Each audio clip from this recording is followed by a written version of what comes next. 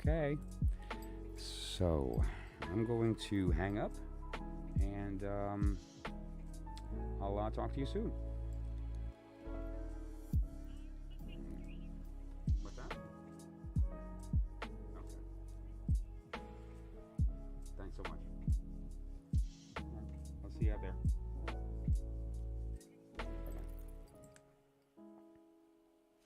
Okay.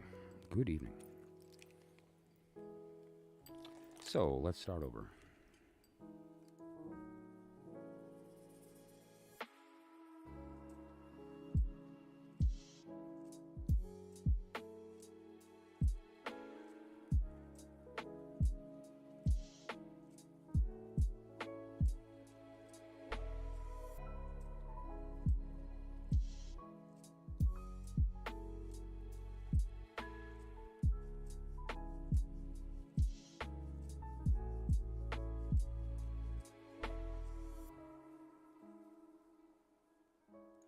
Okay, I just had to make that official. Sorry about that. Good evening. Look at all the color. If you came for the colors, you're in for a treat. Because there's a lot of colors. I made some adjustments to my space here. I hope everybody likes what I did. It was really just designed around kind of changing the environment a little bit, you know. Opening up some space and allowing some energies to flow in a different manner. Based on the place that I'm in right now, from a feng shui perspective, it's a very good center. It's the furthest point from the point of entrance in the room on purpose. But it does tend to gather energies. And so it's important that you allow them to flow in the right way around, and so it goes through you instead of collecting. Right? And so I think I've accomplished that. And I already feel better, which is nice. And I have a lot of new stuff to show you here today as well. That kind of helped motivate how I set this up.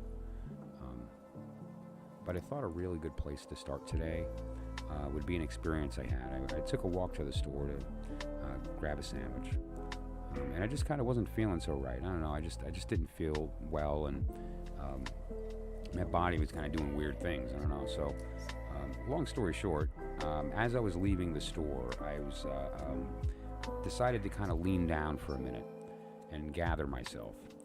And I look down, and I'm having this kind of moment of not feeling great and kind of being in a little bit of pain and whatever the case. And so long story short, right below when I look down are these two stones. Now, I just want to be clear where I was. I was walking from a gas station. It was a beautiful day. The sun was out, and it's on a highway. And the area I was walking through was a gravel floor that was part of a storage facility, like a storage company, with all the lockers and so on, rows of lockers. And there was a gravel floor leading up to these lockers, and I was walking on the gravel. So it's all about this sized, completely consistent in color and size rocks. The entire thing, except these two tiny little pieces of blue that were just splashing into my consciousness at that moment. Okay, they were just sitting there on the floor in this dirty black pile of gravel as far as you can see. I mean, it was like 100 feet worth of dark gravel. Okay, and these little blue stones were just sitting there on the ground, and it was kind of a beautiful thing, because this stone in particular just screamed calmness. It just said, hey, listen, pick me up, man. I'll take a little bit from you. And I did, and it did. And so this is a new friend of mine. I'm not sure 100% what the stone is. Maybe someone out there can help me identify this. I'm going to be looking it up later. In person, it looks like a very kind of blue-green. The darker there is more like a blue-green than blue. And the rest of it is like a very pale blue color. It's not white. It's a very pale blue color. Right? If you want to, there's a little chip on the top, and so you'll see that chip. Maybe you'll see the inside of the quality of the rock. It's very rough. It has a very similar color on the inside, and there seems to be a ridge, as if this was wrapped with something or inside a piece of jewelry potentially. So I'm going to take that as a cue and maybe use it in something. It's going to be interesting to see, what we can wind up doing with that, right? It's going to be fun. Brianna, how's it going? Kitten, Good evening. You guys are in for a treat tonight. I am completely compulsed. I can't stop. I can't sleep. I can't eat. All I can do is make oracles. I'm out of control. Somebody just like, I need help.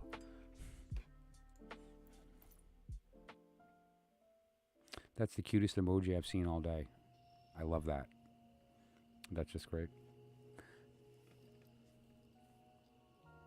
I decided that I wanted to make a second one that was smaller.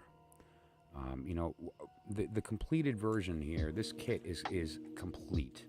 You know, what we're looking at here is an entire system, right? It covers the entirety of the tarot, the entirety of the I Ching.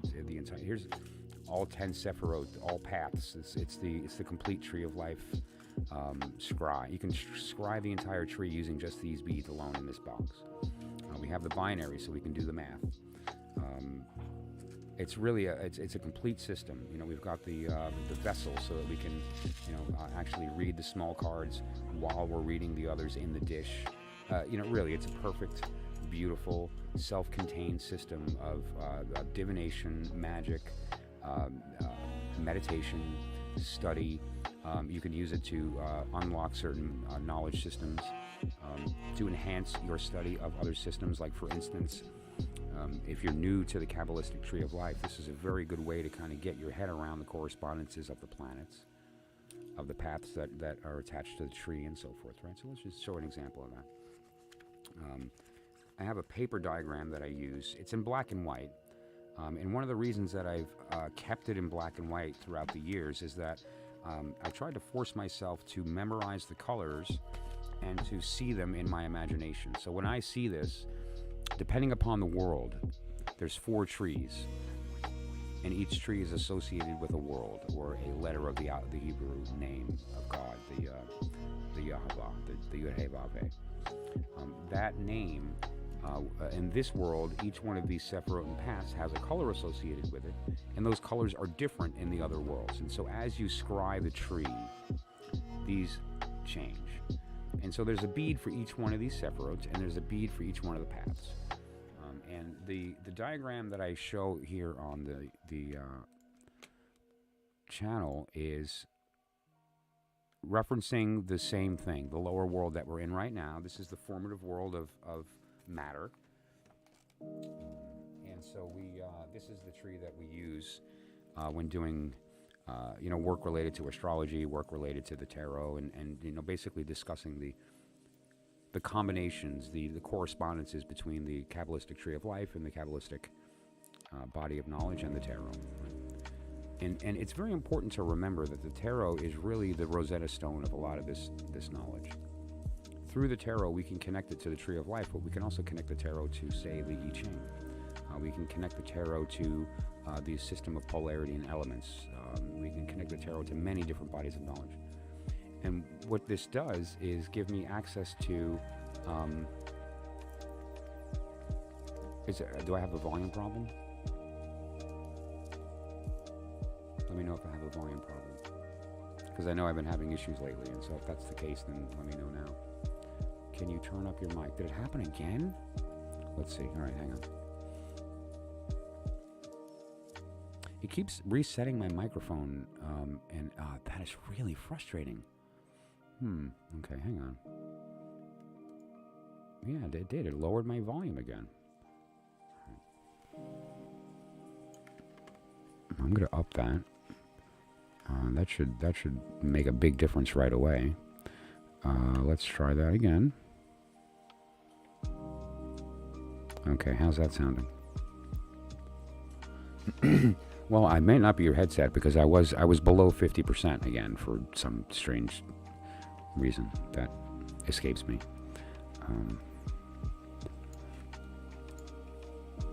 Okay, so I went ahead and I increased the volume. You guys let me know if that works. Bree, am I clear? Or, well, you were saying that you could hear me, so does that mean that I'm now loud to you? Let me know. I want to make sure that it's a comfortable volume before I continue. But the goal ultimately is to to look at all the correspondences and to recognize that we could use the tarot as a means of connecting these different systems. And it gives us a direct connection. It's sort of a translator. And so, I thought, why not use that same opportunity to use the tarot to unlock the beads, or more appropriately, to unlock the beads using the tarot, because that's the language that I'm trying to emulate first. Years and years ago when I started this with little glass beads or with even Lego pieces, the goal of that period of time was to emulate the tarot. But then as my understanding of the system continued, and as it developed, it became more clear that this gives me access to so much more than that. And so I began to add more beads, and I began to understand how it could really be used as a meditative and an educational tool rather than just divination, right? And so I thought it'd be a good time to maybe pull out a tarot deck, put it next to the beads, and to actually go through a reading with them together so that we can see them used together, get a sense of, turn the mic down a bit. Sure, okay. Let me see where I am. Let me see. Okay, how's that? I went down about 2 decibel right there, okay? I'll put my main mic down maybe a little bit. Let me see where it is. I'll knock that down to 75%, and then you tell me how it sounds. I could also just back off the microphone if I'm too close. You tell me. I appreciate the feedback. It means a lot.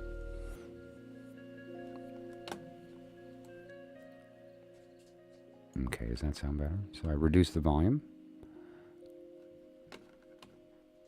And I reduced the volume, the master, in OBS as well.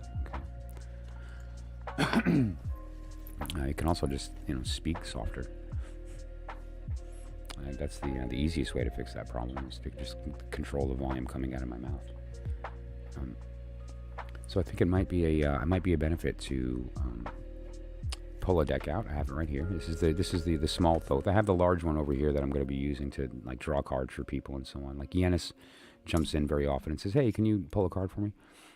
Andrea, how's it going? Absolutely, I'll be happy to do that. In fact, what I'm going to be doing here is using my oracle along with the tarot. Okay, and so that we can use both. So why don't I use you to do a reading and show off the new oracle that I built today? It's a smaller version of the main set, which I'm going to be using later on for a bigger, huge thing.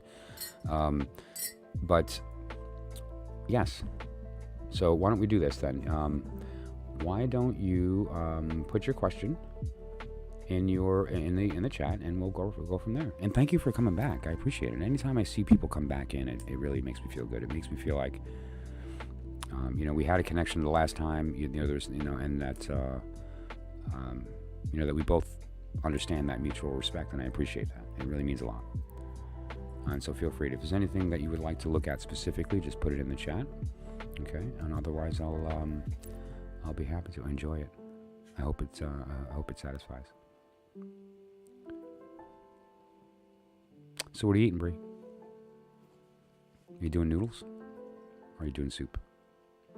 Are you having breakfast for dinner? I love breakfast for dinner. There's 2 types of breakfast for dinner, though, right? There's a ham, steak, and eggs with, potatoes and then there's like an entire box of peanut butter Captain Crunch, and then you wake up in the morning going, dude, really? Listen, if you want to have a bowl of peanut butter Captain, if you want to have 2 bowls of peanut butter Captain Crunch, go right ahead. You do not need to eat a box of peanut butter Captain Crunch. All right, listen, I know you're a grown-up. You do what you want, but you're going to pay for it. It's not free. Did you forget the last time? Clearly. Okay, so let's see, Andrea. Wanting to know if my Leo fiance is cheating on me. Uh-oh. Pop-Tarts, so good. Do you eat them raw too? My favorite Pop-Tart ever is the classic frosted strawberry raw. Can't eat the sweet ones. They're too sweet. The candy Pop-Tarts are too sweet, but a straight up old school strawberry Pop-Tart with the pink frosting is everything. Raw. They're not bad toasted. They're not bad toasted. I kind of like when the corners burn, but raw. So bad, but so good. I could say that about a lot of things. All the fun stuff. So, okay, so just to be clear, Andrea, I'm going to do your reading, and I just wanted to describe this oracle before we started, but you're, okay? Cream of wheat, love that. You know what I like about cream of wheat, too, is that you control the texture, and I like it when it gets kind of rubbery and it gives you a little bite, a little al dente. I mean, you know, most people don't think about al dente when they're talking about cream of wheat, but I do. Love it. So let's make some room on the desk here by getting rid of some things. I mean, has everyone... Do you understand what you're looking at? What this is a tool to teach your children to be psychic. That's not a joke. Call me. I will tell you how to do it. Obviously, making it is super simple, but you know how to use it is the trick, right? But just let me know. Call me. There's my number. There's my email. There's my voicemail. There's my WhatsApp. There's my Facebook. There's my everything. I will teach you how to make psychic children. It works. And this little tool is the great place to start. They can start as young as 2 to 3. 2 to 3 years old, okay? Depending upon the child, maybe sooner. Where can I put this? I'll put it underneath here. Okay.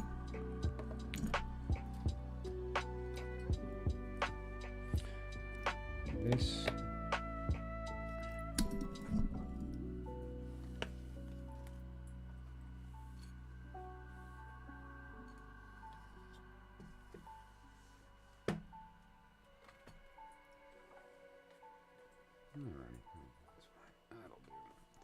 All right, so what's in here is just the standard Crowlithoth, right? So it's nothing special in here, other than the most powerful divinatory tool ever created until this. And so, you know, there's that.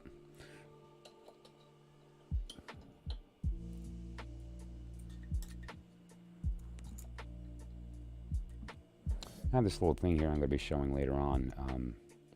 It's been sitting here at the house unused for years, and I decided that it would be a pretty addition to the desk here now that I kind of switched up the view. However, I thought about putting beads on it, and I'm going to show you guys later, and maybe we'll figure out how to do that. Listen, listen, listen, listen, listen, listen. Ready?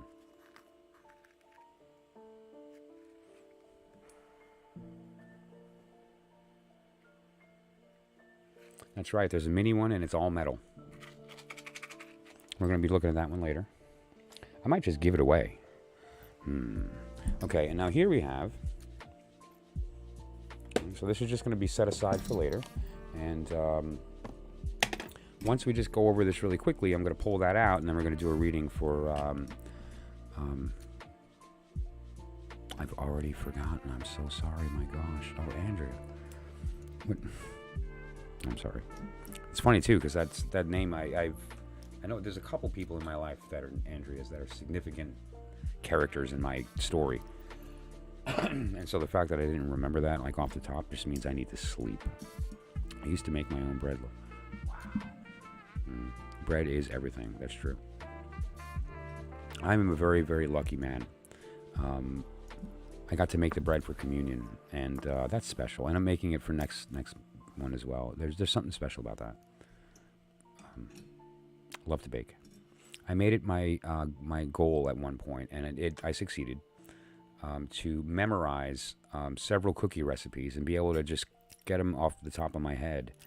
And so I have a really good peanut butter, sugar. I have a really good chocolate chip, and I have a really good Michael cookie.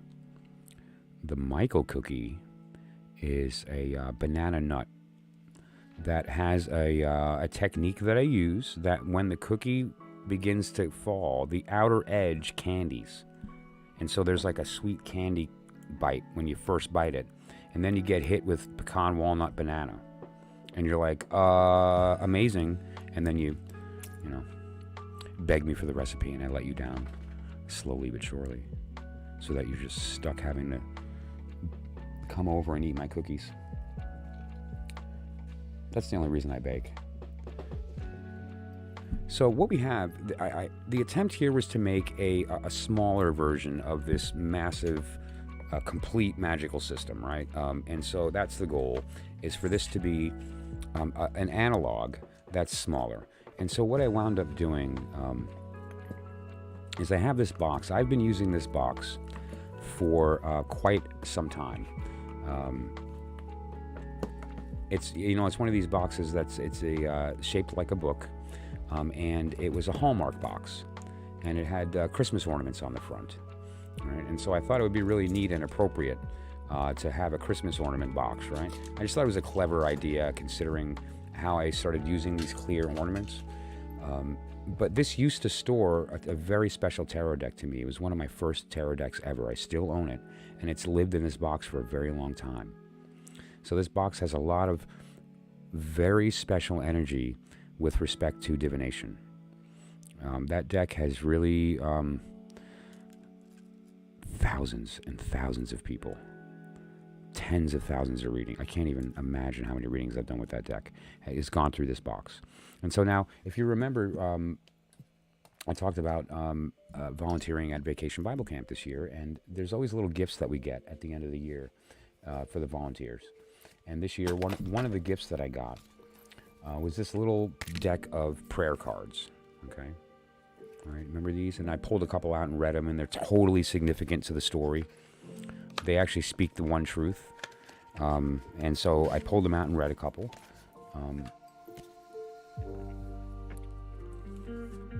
There's a couple in particular that are very specific to the story that are just amazing, and so let me find them. How good and pleasant is it when God's people live together in unity? Right? What's the one truth? We are all the same person, right? I just saw the word zucchini bread. I also make the most banging focaccia you have ever eaten in your life. You are the God who performs miracles. Love that. Okay. Good stuff. It's all really good. The Lord is my rock and my fortress. Clothe yourself with compassion, kindness, humility, gentleness, patience. They're all lovely. And the colors are great. I love the roses. All right. You know me and my roses. Roses and crosses. They're beautiful.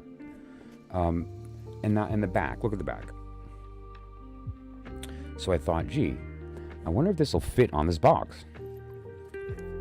Well, it did. It fit really, really nice, if you see, right? It fit really nice. And so I glued it on the top, right? And then I thought, okay, that's not enough, because if you turn it over, there's a barcode, and it's got Hallmark all over it, and it's just, that's not what I'm trying to do. I'm trying to make it a singular vision, right? So that you're not distracted by anything. And so I stuck one on the bottom. Okay, so this is top and bottom. It just says today's prayer, which I think is very appropriate if you use it as an oracle. So you have it sitting up on, you pop it open and you do your work. Now, I chose two prayers. And these two prayers, I think, are very relevant to what we're trying to speak to here. All right. Oh my God, I looked up and I saw zucchini bread again. The first one, Song of Solomon 4:7. You are altogether beautiful, my darling. There is no flaw in you. Beautiful. And part of that is the fact that the feminine version of this, the divine feminine beads, the divine feminine layout is unchanging.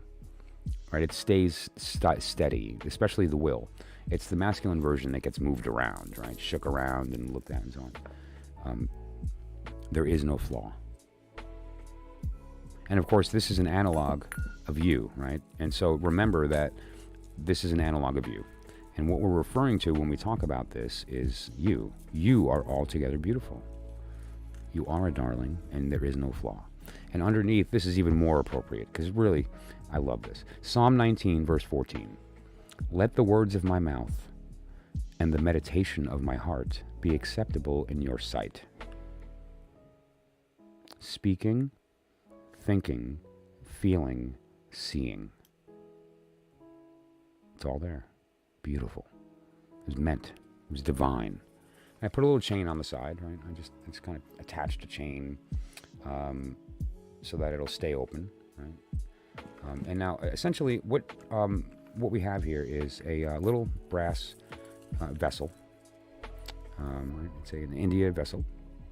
I love the stars. Haven't counted them yet. I wanted to do it live. And just beautiful. That's interesting. I just noticed something. Huh. Wow. I'll show you guys in a sec.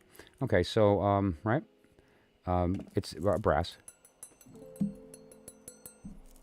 And then the feminine version. And it's complete, right? It contains all the suits. It contains the triad, the supernal triad. It contains a significator, right? Which is basically look here, and it contains the 5 elements, but they are the fixed. They're fixed. In the higher world, they're kind of all the same. And that'll be more clear when I actually do the reading. Right? And then we have the male version as well. And we're going to show the beads here in a moment. They're so beautiful. What an analog. The small version came out really nice. This is beautiful. The main set is so gorgeous, but this is equally pretty. Right? And there's just, I have a candle, a purple candle, and with these 3 incenses for color purposes. You know, the blue and red for heart and will, and then the purple, which is the unification of those 2 things. And we all know what purple is, right? This I put together today, which I don't think I'm going to use in this one. I think I'm going to put it in the original, because I found a small bead that's very similar to the larger oracle's elements. It's that hand-painted copper kind of look, and it is a copper bead. And so I put together a significator for that. Look at that little moon. How pretty is that moon? Right? Is that gorgeous? And I just found a couple beads and stuck them together. I thought purple would be appropriate because there's no purple in that one. It contains a lot of pink. It contains a lot of green and blue, right? But there's no purple. And so I thought it might be nice to add that in that mix and splash a little gold, splash a little purple into that world. And it fits very nicely with those elemental beads, which I'm going to get to when we open it up later. And so I just thought that was pretty, and I figured let's just give it some energy and have it in here while we're doing our work with these beads here. Right? I found a second one of these. I have a second one, and so what I've decided to do with this is I'm going to have it set aside, and then I'm going to use it for an oracle for somebody else, so that they can have sort of an analog to my divine feminine. Because this one is mine forever. I'm not giving this away. I'm not selling it. I'm going to be using it. It's very effective. It's my language exactly, and so it's too good for me to get rid of. And you'll see that I use that as my triad, and so I have a second one. Why not? Right? And so it's a nice little package here of having it together. And we can work this a couple of different ways. The first way that I considered using this, let me grab the tarot. It is time.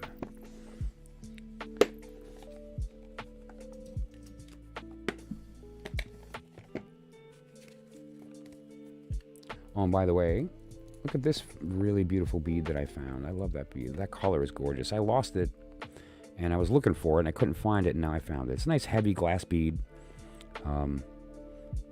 I love that color blue, and it's specked with gold stars. It's just really pretty. It's perfect. It's right in that little celestial spot that I live. Not a bad shape either for like a masculine energy or like a wand type energy. It also has like a lapis lazuli kind of vibe, even though it's not the color of lapis at all. It does. Wait a minute.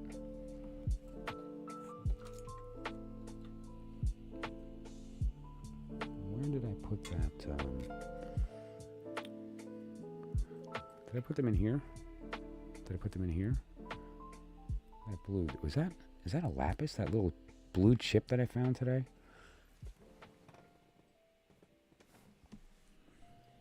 I forgot where I put it.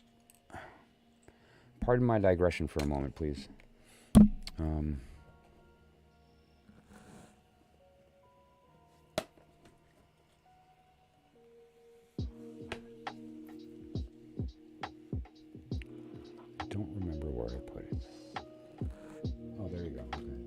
It was where I originally thought, but I had pushed it accidentally when I put down that.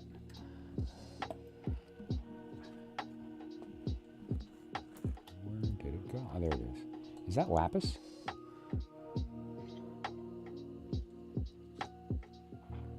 Actually, it looks like a heart, too. How cool is that? This was just on the floor, outside on a black gravel. It might be lapis. I don't know. Let me get my glasses. I can't see.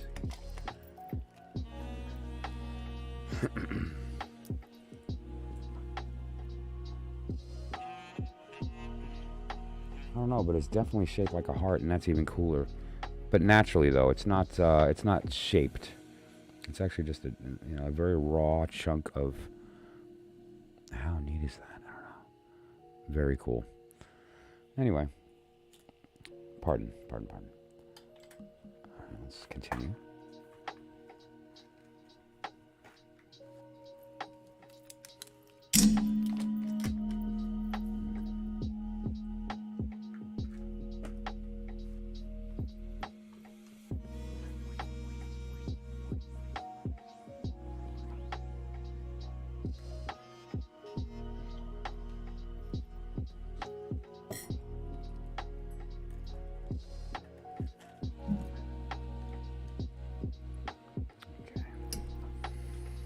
Sorry about that, guys. I just had to grab that real quick.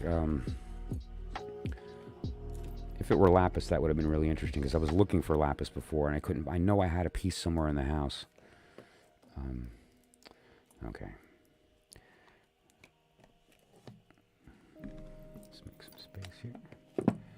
And let us begin. So there's a couple of ways that you can read these with respect to the layout. And so typically what I like to do is I like to read the feminine first and then the masculine separately.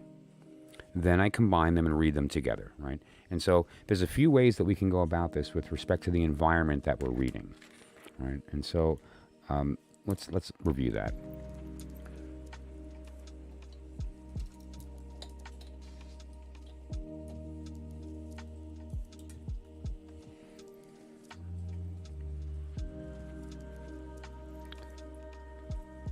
One of the ways that you can go about doing that is in the actual dish itself, right? So we can just pour the beads in the dish, swirl it around, read it that way, right? And just like in the hand and just read it that way. Or we can pour them in the box and let them move around. And if you're going to meditate, use the box. If you're going to read, or you can meditate on the dish. If it's more comfortable and you're like doing a lotus position and you're kind of cramped and you want to keep it's very nice because you can kind of have it close to your face. And more importantly, and this is the whole beauty of it, the whole story is there and you can easily be swirled and see the movement, what's happening next, and just keep shuffling it and rereading it as you shuffle, right? And that's the ultimate power of what we're doing here. Right? So let's look at it both ways. The first thing I'm going to do is just put the beads in here. I'll pour them in here first so you can see her, because it's really quite beautiful. It's similar to the original, but different in some special ways.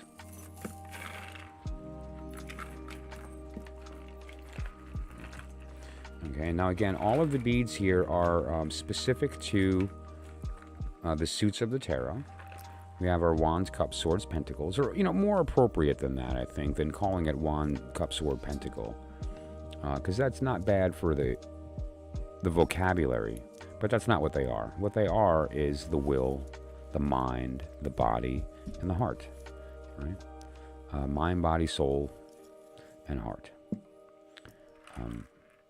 Bestowal, reception, rejection, lament. A lot of ways to look at that.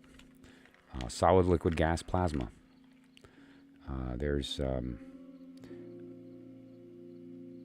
gravity, magnetism, strong and weak, nuclear, right? The 4 letters of the name, and the 4 tarot suits. So now this is the significator, okay, which I like very much. It has a nice 4-fold symmetry, and it's just a beautiful sort of idea of the vortex and the 4 spin. It's a beautiful example. And it also, I think it went nicely in here. It gave it a quality. I went through several different versions until I found the one that I liked. And so that's the significator, right? The threefold piece that I usually have in the middle is represented here a little differently in the small one.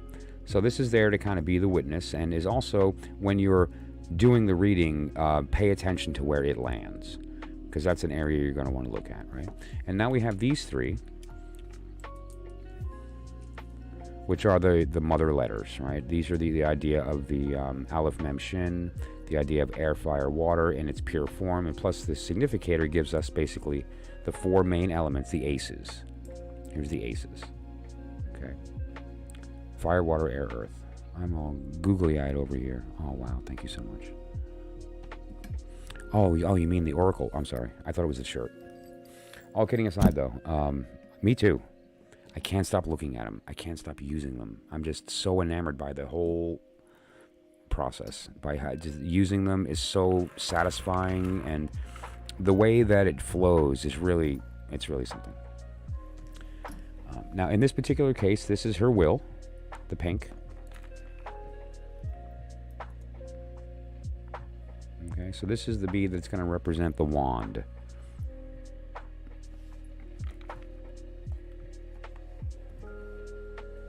This is her cup. These don't belong to her.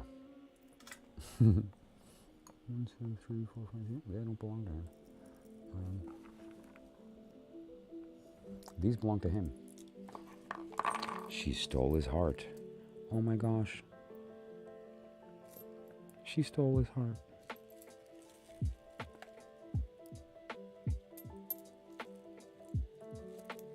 Okay. So just to be clear, these are the aces, but they're also the the supernal triad of the tree, right?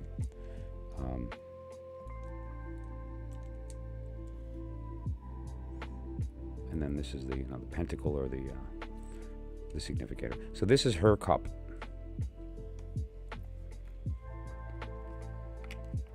This is her wand.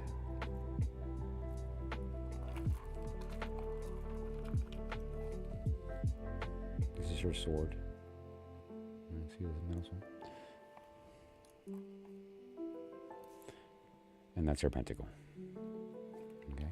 So what we have here is the will, desire, the cup, the desire felt, the sword, the desire spoken, and the pentacle, the desire had. Right? And now these four are the exact analog of that, if you consider that, right? So this is the higher and the lower version of those two things. Okay, so these are the suits.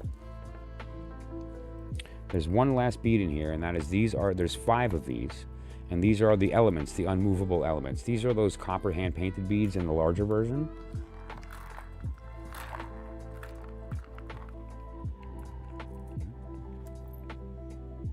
And you'll see that when they're in the dish, how that lays out. And now, in the original, they're unmoving in the dish.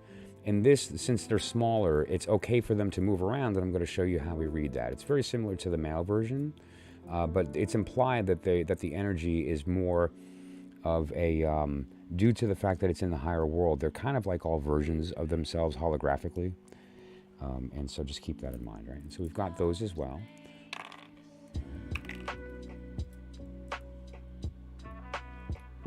It's kind of like fire, water, air, earth, and spirit. If you want to just get technical as far as a 5-element system, that's what we're looking at here. And there's 2 more bead types in here, and that's these 2. 1 black, 1 white.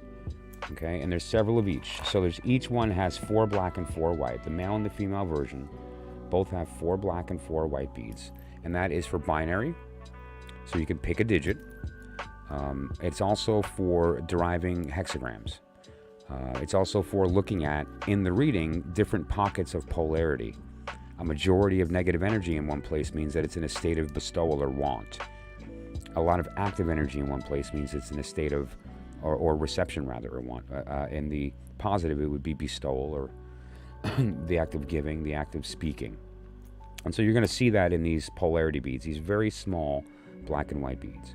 Okay, so this is basically it. The only other thing would be this. That would be different. And the 3 sort of higher world versions of those that are present in there as well, right? And so now there's enough of these, 6 of each, as well as, 8 of the beads that are for the binary. And then 1 of these. These are just one of these. Okay, and so that's her. That's her bio. That's her DNA. And so now how this is read, there's a couple of different ways to go about that. One of the ways that I thought was really fun, what I wound up doing is reading them both kind of at the same time. I have to rethink that chain. It got loose fast. Yeah. What I might have to do is pin it somewhere like roughly right there. Yeah. Okay. All right, I see how I can do that. All right. So that said, what I wound up doing was putting him in the dish and putting her out here. So she kind of is like lying on the prayer, and she's the thing that he wants, and so he's looking at her through the cage, like he doesn't have her yet. There's kind of some dichotomy there I thought was nice.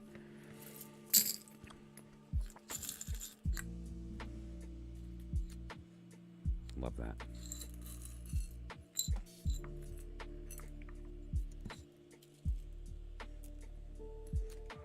Okay, very similar to her, but different in every way.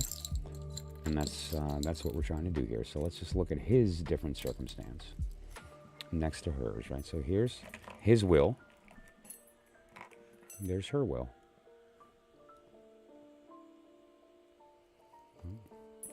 Here's her heart. And here's his heart that she stole before. He's round. She looks like a heart.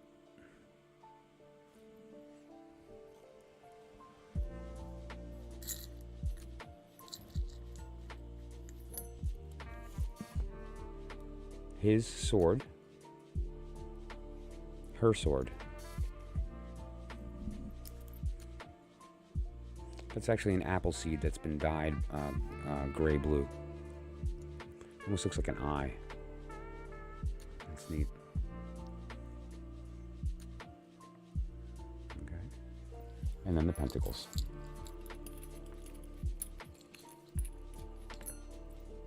Her pentacle. His pentacle.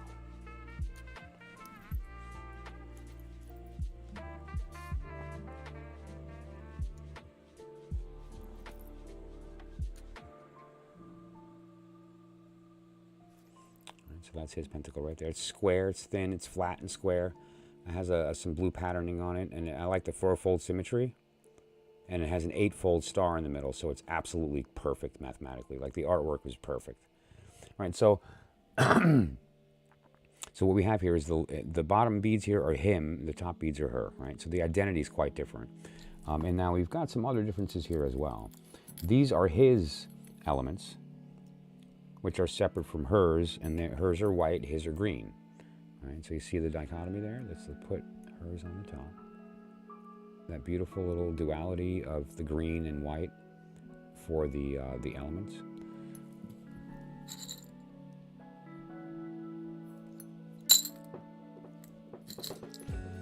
This is his significator. Okay, it's a green bead pointed to the red bead, and that is the direction of the arrow it's pointing at. So if it falls in the dish like that, you're supposed to be looking up at the water center, right, or the air center rather, of the pentagram. Right? If it's pointed this way, it's telling you to look at the heart center. If it's pointed this way, you're supposed to be looking at will, right, and so forth. If it's pointing here, you're going to be looking at earth. It's pointed straight up, right? And if it happens to be sticking straight down somewhere, pay attention to where it's pointing. But that said, that's what this is. Okay. That's his significator, right? And compared to hers, she has this pretty round, perfect one. His is, it's movable. It's kind of like, it's organic. Right? The colors are even organic. A little splash of red instead of pink. Okay. And he also has the same number of black and white beads, right? So he has the same black and white beads that she does. And the point of that, again, is to derive a digit or to derive a hexagram if you want to use this oracle for I Ching. And if you insist on wanting to pull a card and work it with cards as well, you can use this to derive quartz very easily, which I'm going to show you in a moment. And it can be used to derive small cards as well. Okay, so it's all in here. It's all in here. All right, so let's put him back.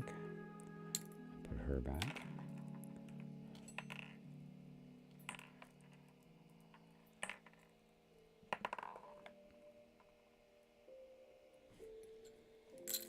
And then he has a little stirrer, right? Which is essentially it's a cup wand, right? It's a wand cup. Right? It's a wand. It's clearly a phallic symbol pointing up, and that's a masculine symbol, but it's also a cup, which is to receive the divine feminine. And so it's both, right? And that's what we're talking about here, is the idea that it's actually a unified being at the end of the day. All this is the idea that we've talked about with the stone here, right? Is this a male stone or a female stone? Well, it depends upon which one's pointed up, right? Well, no, it depends upon where I'm looking. Right now, it's a female. The way that it is positioned compared to my eyesight, I look and I see female. But now it's a male. Or now it's female. Now it's male. Right? So the stone didn't change. I changed perspectives, and then so I thought it changed. These are two versions of the same exact moment, but one's a higher world version, and so we see it in its perfected form. It's pure beauty. And in this form, it's raw, it's movable, it's active and organic. All the shapes aren't perfect. Some of them are jagged and broken. There's some chips off of the pentacles. It's rough around the edges. Okay, and so what I'm going to do here is just put these together. And this is great since this is a love question. We're actually going to be reading a love question, so this is a great deck for that, so to speak. Let me just put these aside.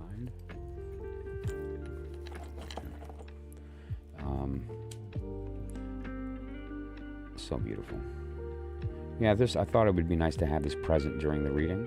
And so let's throw it in there as an additional significator just for the heck of it, right? We'll just have it in there as the energy is there, and I'm going to put it in the new set, the big set, later on when I use it, okay? So that's the deal. And so what we're going to do is that I essentially, kind of keep these to the side and read them, and then read this separate, and kind of look at that combination, right? And then once we are satisfied that we've gotten some learning that we're comfortable with, it'd be time to then combine them, mix them up, and then read them that way, right? And so we're going to go through that exercise. And then finally, we can look at some of the correspondences in the tarot during the process as well. So there's going to be a few times during the reading that's just for the sake of individuals that may have an interest in learning or want to polish up some of their skills, or just a refresher for readers that forgot. It's a very easy method of reading the cards and deriving court cards and deriving planet and sign combinations when doing readings, just by pulling two beads, right? And so I'm just going to pull a bead. The first bead is a pentacle, right? And so that's going to be the princess, or the page, if you're in the Rider Waite. I'm going to pull another one, and we're going to pull air. So that is the Princess of Sword, or the Page of Sword, right? So we just pulled a court card. And now, we didn't just pull a court card. What we wound up doing is pulling let's find her. Okay, now the princess, obviously refers to the entire season. In this case, the Princess of Sword is the entire season of winter, moving into spring, right? It kind of starts in December 22nd, the first day of December 22nd, first day of winter, all the way through March, right? And so she's referring to the season of winter, and that's her initial guidance. But that also includes all the cards that are in there, and you could read them associated, if that's the type of work that you're looking for. So a quick example of how to pull a card. Another way to pull a card directly would be to use the black and white beads and to use polarity for that purpose. So here's an example of binary. And you don't even need a black or white. we know which suits are masculine and feminine, right? The wand is a feminine or a masculine energy. The sword is a masculine energy. The cup and the pentacle are feminine. So no matter what suit you pick, you've got a polarity. Air, masculine, 1. So the first spot in binary is a 1. Second, female, 0. So 1, 0. You just need 4 beads. Air, 1. So 1, 0, 1. Last bead, 0. So 1, 0, 1. So it's a 5. Right? So that's a 5. And the second card, sword. So it's 5 swords. Right? So that's how you're able to pick small cards, court cards. It's very effective. You don't need to use the black and white beads, but some minds just are better with polarity with black and white. But once you're familiar with the gender of the elements, you can use the gender of the element to derive the binary on-off, right, to get that digit. So that said, I think what I'm going to do is to read her in the box. I'm going to shake the box up, read it in the box, and we're going to use the pentacle method. What the pentacle method is, I'm going to show you guys here, is that you essentially, in your mind, draw a pentagram across this space. Basically, consider the top area the area of spirit. Consider the right top area and the side area over here on the right, the heart. Consider this over here, the mind.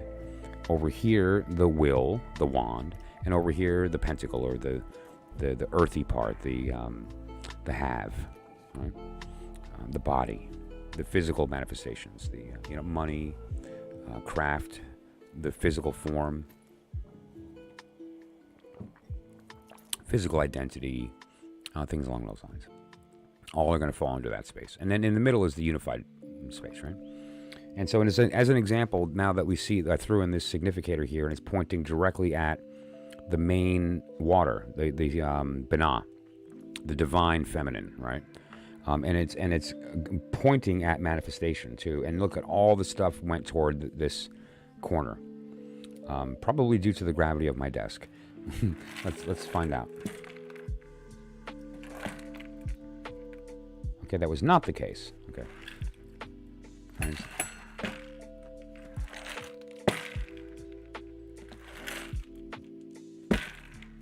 Okay, yeah, no.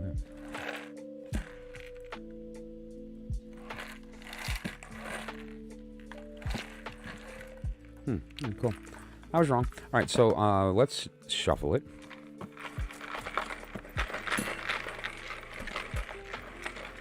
Actually, you know what?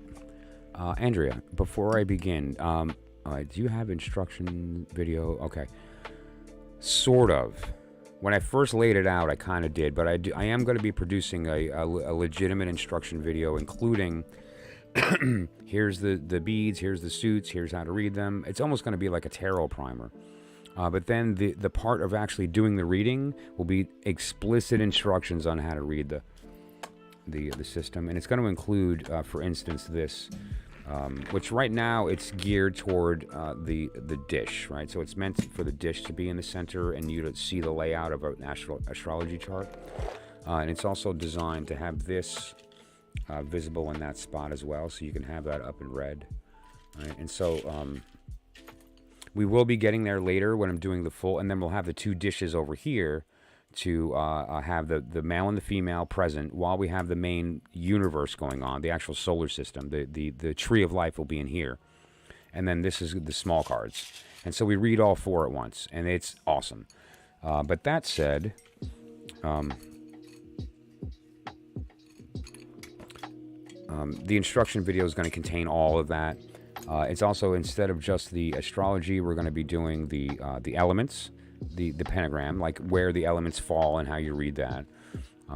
Also, we're going to be doing the deacon wheel. All right, it's semi-transparent, so you can see the bowl underneath it, but the deacon wheel, and review the astrological correspondences. And so it's going to be a pretty in-depth course. I'm going through the steps now of kind of figuring out that process. And as that comes about, then I will be sure to let everybody know, because I am busting butt on it. I want it to be right.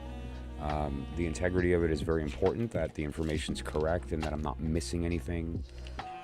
And so it'll just be a little while as I work through it. But I am pretty excited, and thank you for asking.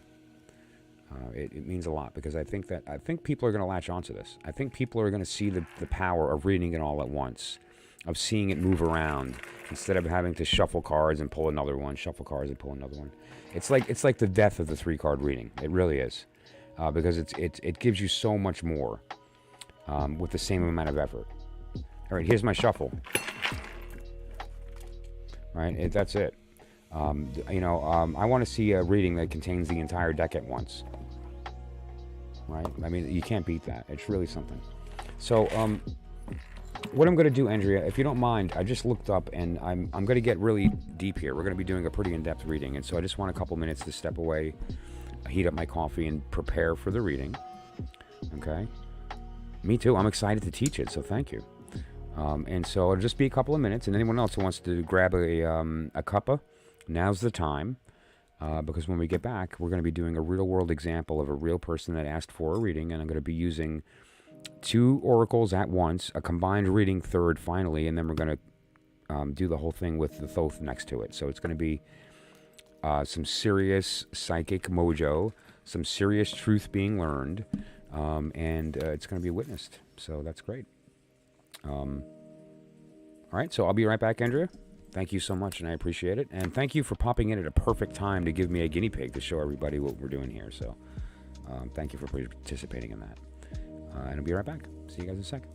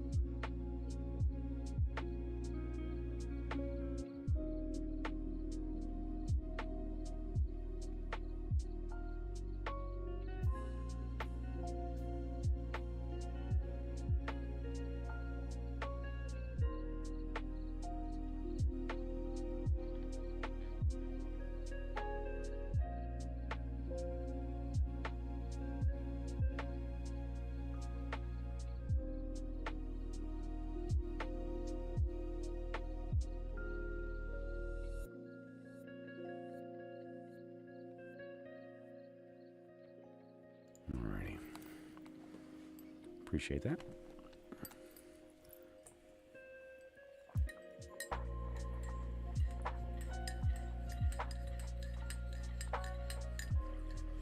Okay, so Andrea, I don't remember your birthdays, right? Or your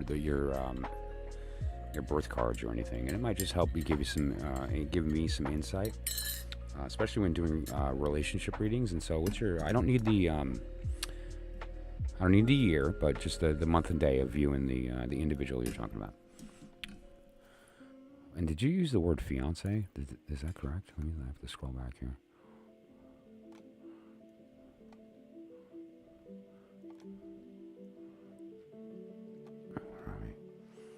Okay, wait, Andrea, nice. Please like and share the video. Oh, that's awesome. Thank you for saying that. I didn't even catch that. I haven't been looking at the chat for a minute here.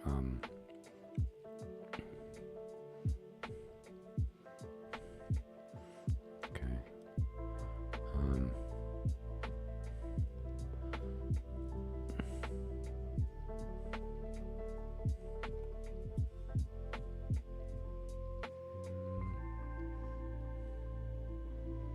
Okay. I just saw you, Bree. I just saw that, so I'll check my.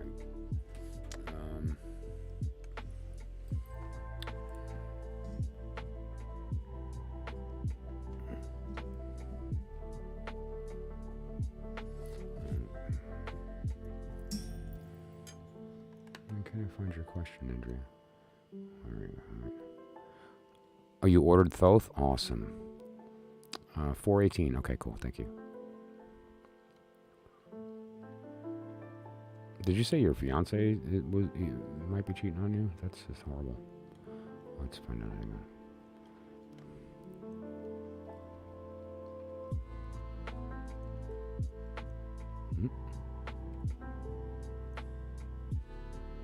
Shika, hi, I just saw your name. Oh my gosh. Oh, it is your fiance. Okay, yeah, well, I had to scroll up pretty far. Wow, what a question to even have to ask. Like, seriously? Okay. That's pretty. I'm jealous. Yours is prettier than mine. That orange, love that. It's so clean. Okay, hang on. Star, the heart. Oh, whoa, neat. Cool. Yeah, wow. That's a very cool correspondence. Look at that. Oh, wow. See, that's what happens here. That's what happens on this channel. That kind of stuff pops up all the time. All right? Love that. Thank you for pointing that out.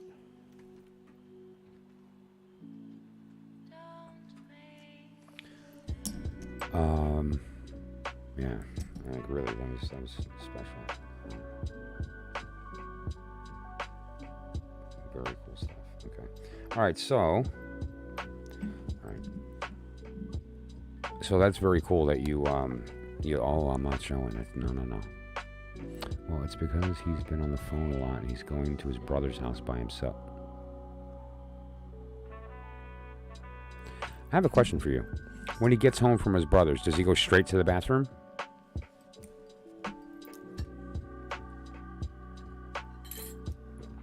I wonder what perfume she wears. No, I'm being silly. Let's be real, because it's a serious question. I mean, really, you use the word fiance, which means that this is the implications of this connection is not a joke. Babies can happen and lifetime connections, and it's not a joke. Let me give this a quick shuffle. By the way, Tanamara, when you get that deck, call me. It's going to unlock some serious nonsense in your life and all kinds of good nonsense. So, okay. And I can also turn you on to some good resources to help learn it, including a lecture that was given by Lon Milo Duquette, the creator of the deck, to a room full of Thelemites. And that OTO meeting was recorded and is up on the internet. 4 glorious hours of him just dumping all the truth. It's great. And so I'll send that out as well, okay? To shower, or has he showered on his brother? Oh, well, no. Typically what they'll do is yeah. Check, make sure there's no lipstick, because they get paranoid. Like, now's the moment of you having to face the moment where you've done some deed. And I just recall, like, I think it was Roseanne, when Dan was cheating. I think it was Jackie said something like, oh, well, when Dan comes home, does he go right to the bathroom? And Roseanne's like, I don't know. I mean, I guess. And then, obviously cut to the next scene where he walks in and walks right to the bathroom. And she's like, that son of a bitch. So, And I want to make sure that that they're not, revealing anything. Right? So. Incidentally, it's in Amara. Did you get the large or the standard? Because it's a huge difference. Look at the large compared to the standard.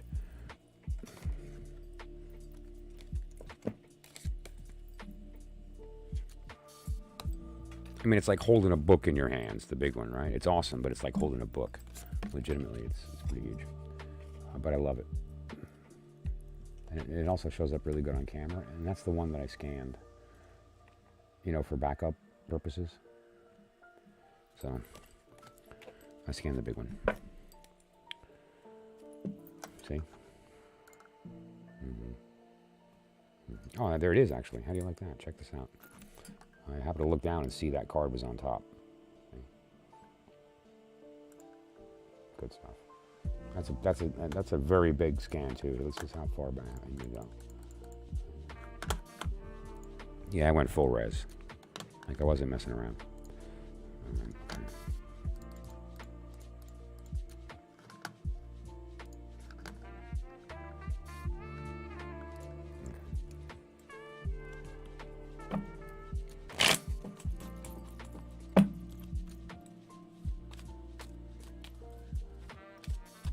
Well, the large is good for display, but it's a pain in the butt to shuffle. But it is gorgeous. And depending upon the deck, the larges are the ones that come with the multiple magician cards. I don't know if they still do that, but it used to come with all three. The decks that don't come with the one Crowley used. One more time. Let's give it a quick cut, and this is ready. All right. Okay, so the first thing we're going to be looking at here is you. And then we're going to be looking at him in conjunction with you. Okay, and so I'm going to take him out of the scenario.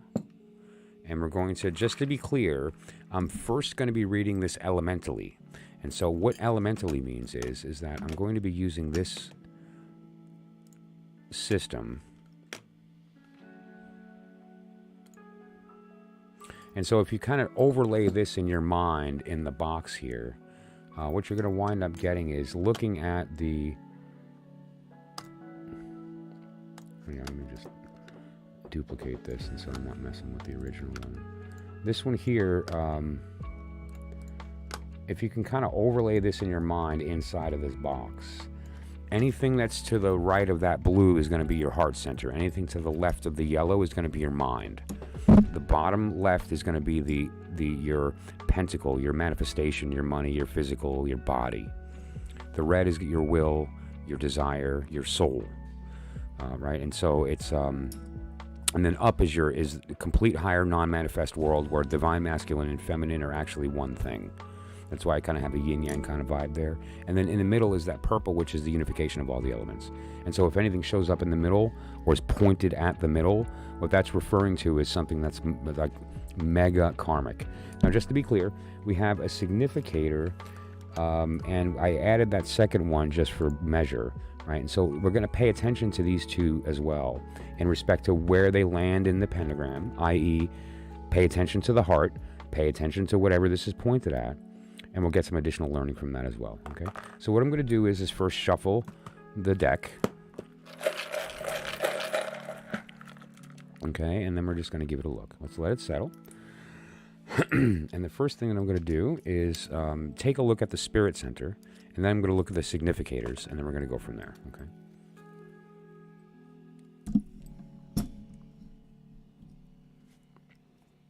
Did that show up okay? All right, good. Is that clear? Can everybody see the beads, or do I need to make this larger? I think I can get up to there and potentially zoom in more, but it'll get a little blurry, right?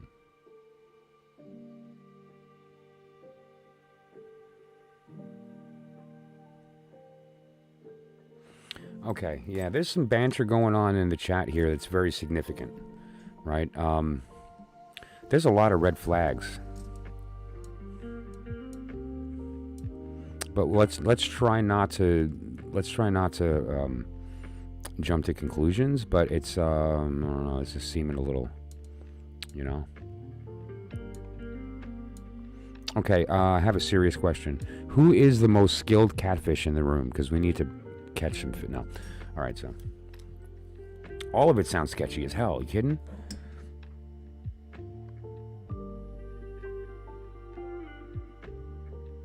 Well, yeah, but if he's calling back, he can talk for a while because he's safe, right? I don't know. I mean, just think about how you would act if you were cheating. You don't pick up your phone, you call back, you know, but some people do that too. I don't know. Some people just don't ever pick up the phone. It's just not their thing. They're voicemail people or whatever, you know. I don't know. So, but like that said, let's look at the spirit first. And spirit is devoid of everything with one exception.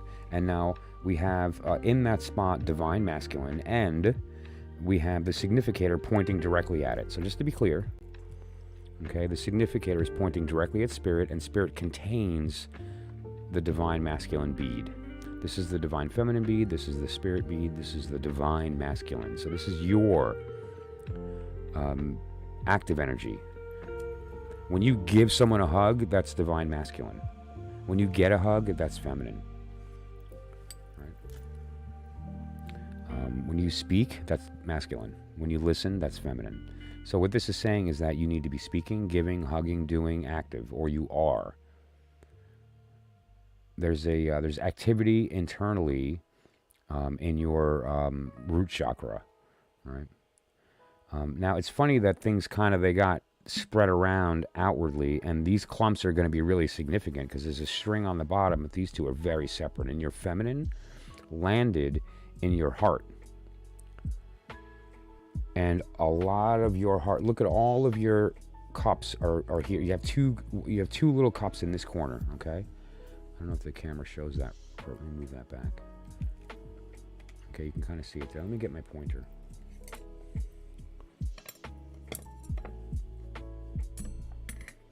Okay, so right here there's two hearts. One there, one there. But here is all your hearts are in the heart center. This is your mind, this is your heart. This is your will, this is your body. This is your spirit. In your mind center is two, but here all of your hearts are piled up with the divine feminine heart.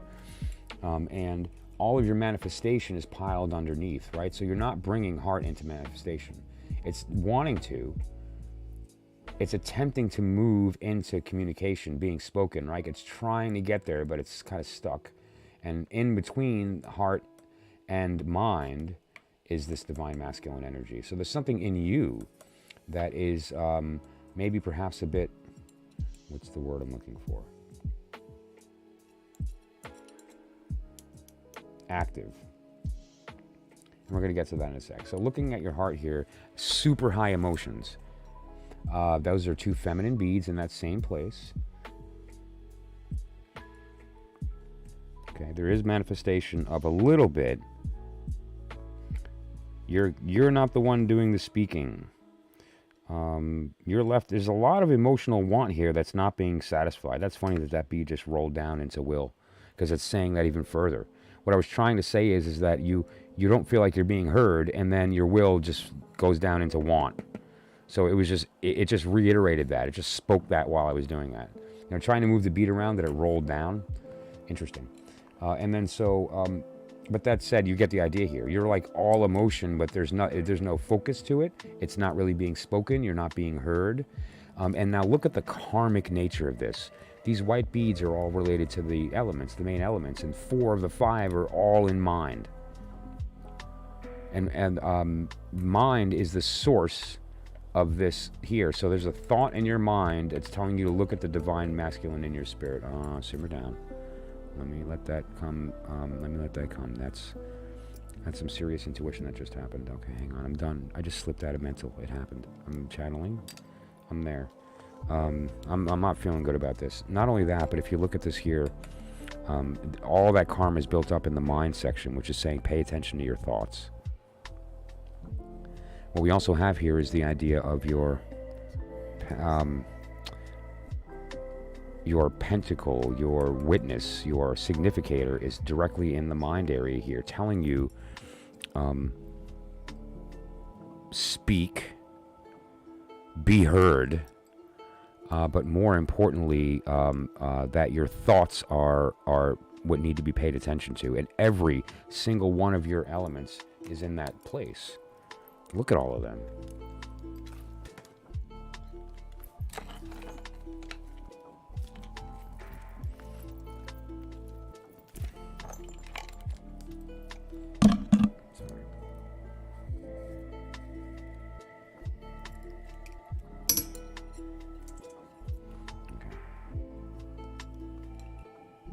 I mean, 4 out of the 5 are piled up here with the significator, with the other significator, with the divine. It's like it's all here. And what we have is 2 of your cups in the mind that's exploding in this karmic situation with 0 communication. You are not speaking this when it's in your speaking section. You must be bursting to get something out. Let's look at what that is, because what this is the desire. This is the section that we're going to look at what it is that you want to make manifest. This is going to tell us what you have. This is what you have. This is what you want. Okay? Have, want.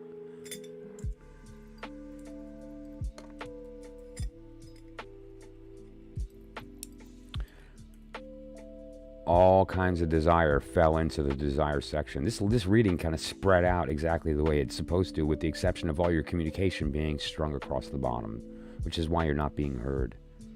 You're speaking your desire, but not your heart. And now I've talked about that here as far as the algorithm is concerned. When you need to be heard, do not speak to their mind. Speak the language of their heart, and they will hear you. Speak the language of their mind, and they will misinterpret you. That's all we can do. We speak our own language. We take it in, we process it, we tell stories about it, we react to the story, and then we speak it back out in the form of a lie called personality. So that's a completely ridiculous, useless method of communicating. Rather, speak to their heart, which does not access the ego. There's nothing there to misinterpret. There's nothing there to add something to that's a product of the personality. And so what you wind up getting instead is you're speaking to the authentic self, and then when they process that information up, they're processing it emotionally first, and then it enters the brain as an emotional thought form, not an object to be analyzed. And when we analyze, we define, we add meaning, we add context, and we lose the truth of the thing that we're analyzing immediately. And so that's the deal here. It's very important that when you speak to his heart, and that will give you some information. When you speak to somebody's heart and they did something wrong that they know is wronged, you will immediately feel it in your heart. It's like when you speak to a heart, it's an entanglement. There's a relationship, and that relationship, although subtle, is detectable. And because of the fact that you are a woman, you are attuned to that. It's sort of like in your DNA to hear that naturally, unless you have a particular blockage intuition-wise, which you don't. You've been in here and we have a good mojo, and so I know that's not the case, right? And so speak with the heart, speak to the heart, and you will be heard. Speak to the heart, right? Now, all your communication is strung across the bottom here, both in the will and in here. Here's what I have is very little. Here's what I want. All your communication, all of your will, all of your pentacles, everything is focused on the fire center, which means, what does want mean? Want is the opposite of having. You're in this perpetual state of cup with this individual. Not only are you concerned because he's not answering his calls and he's sneaking to his brothers and all this other stuff, but you're not being heard. And for some reason, you've been able to maintain this relationship regardless of that fact, right?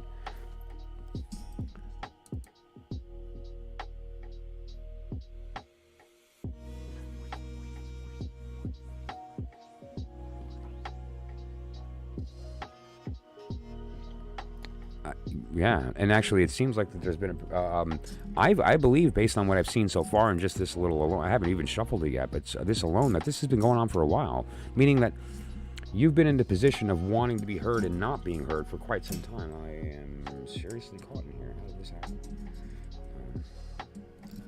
Right, and so you, it seems like this has been something that's been going on for quite some time now, and this is not a new circumstance to you. Oh my gosh, this actually occurred.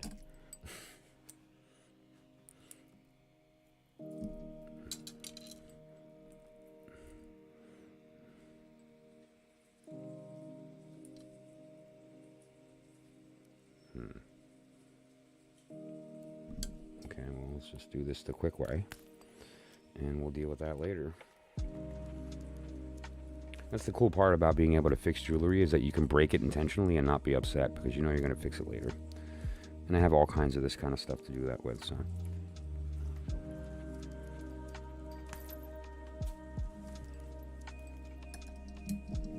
Sorry, pardon, I got to put the spring back on my mic.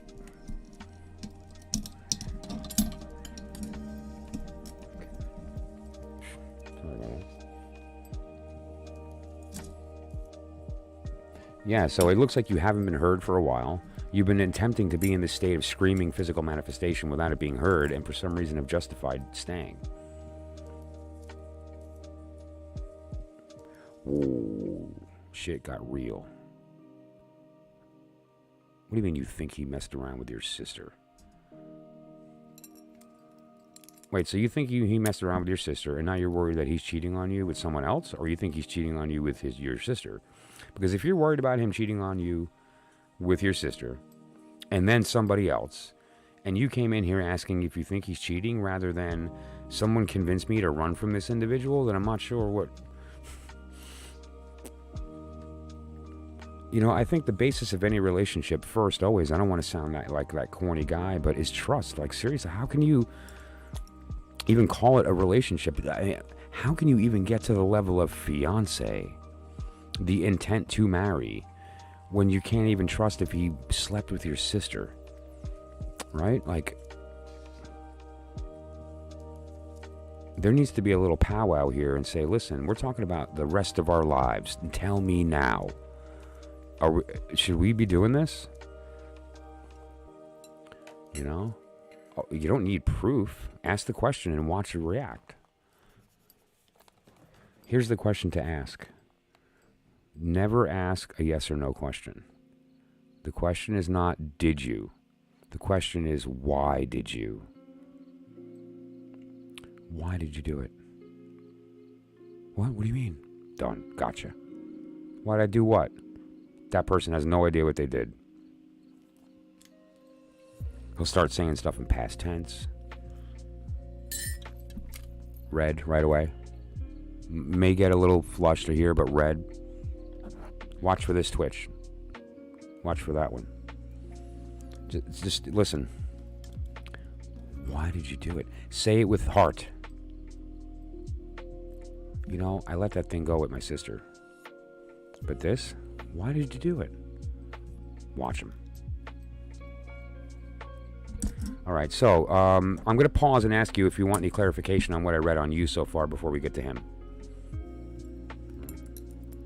What do you think? Did you want me to look at anything further about that? Or any particular detail that I touched on that you want me to reiterate or get into further?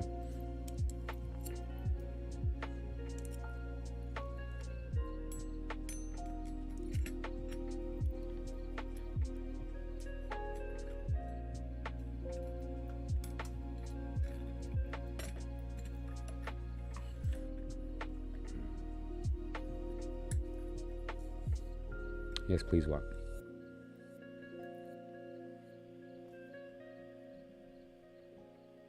Well, generally speaking, the act of avoidance has a necessity. The act of avoidance is a product of necessity, meaning that there's nothing to avoid, then why are you avoiding? That means that if he's avoiding, that there's a reason to avoid. There's something to avoid. What is he avoiding? Responsibility. Responsibility for what? So Brianna's right on, right? Now, that doesn't mean that it's what we think. It just means that there's something in him that he feels like he doesn't want to face. But that could be anything.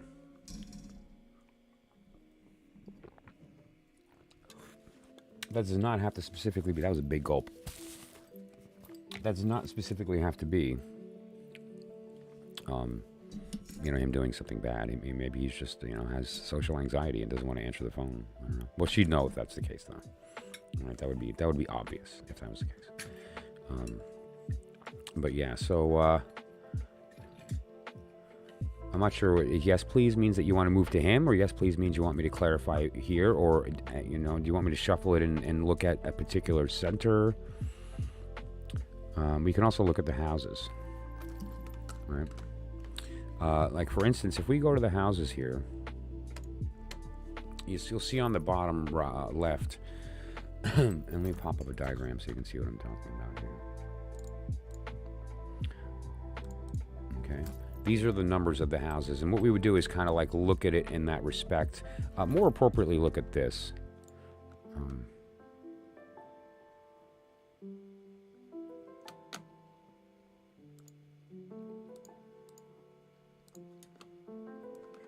Okay, and so we would kind of apply that. Let me move this to the top. We would apply that to the box, okay? And what this does is it gives us an idea of what beads are where, and we can look at that. So like for instance, this would be relevant to 7, 11, 3, right? There's a couple that are relevant to you here.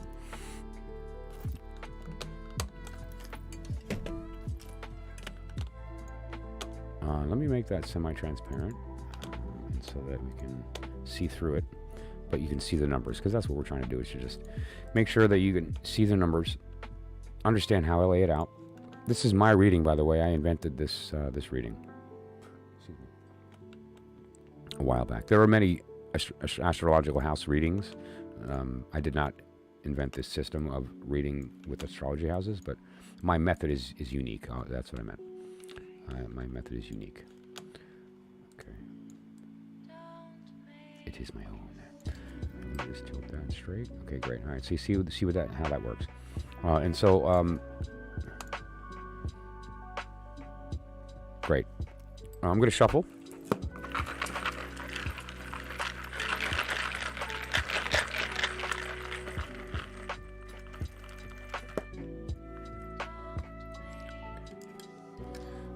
And then we're going to read the houses, right? So let's just line that up. There's a real energetic communication connection that's invisible to the naked human eye, but is tangibly really there. Actually, well, that's sure. I wish we could see it brighter, right? So that we would know it's there, and so we wouldn't have to try to convince people that we're connected. We're connected people. We're all the same. We're not fooling anybody. So,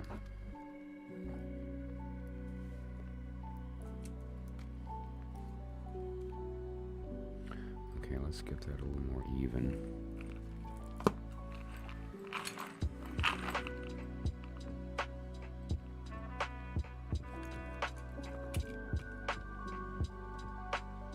All right, yeah, majority of these are falling.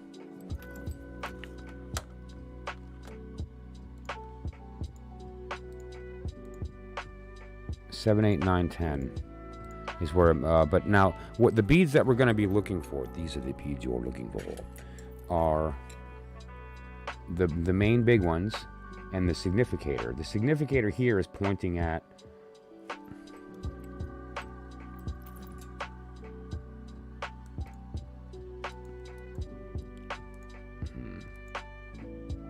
5. The significator is pointing at 5 for your pleasure. This is in the 2 spot, right? I'm going to say 2. Does it look like a 2 to you? 11, rather. 11, 10, 9, and 7 are the biggies. Look at also where the karmic beads are falling, right? These are oh, I guess I don't need to switch. That's the same size. These karmic beads. There's one here, there's one here, there's one there, there. Underneath.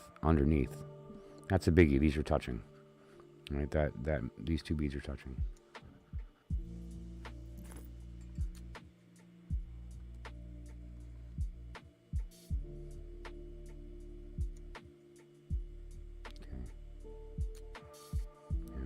All right, so let's start with this one. And what was that in? 11? Friendships and connections, right? Yeah, 11, okay.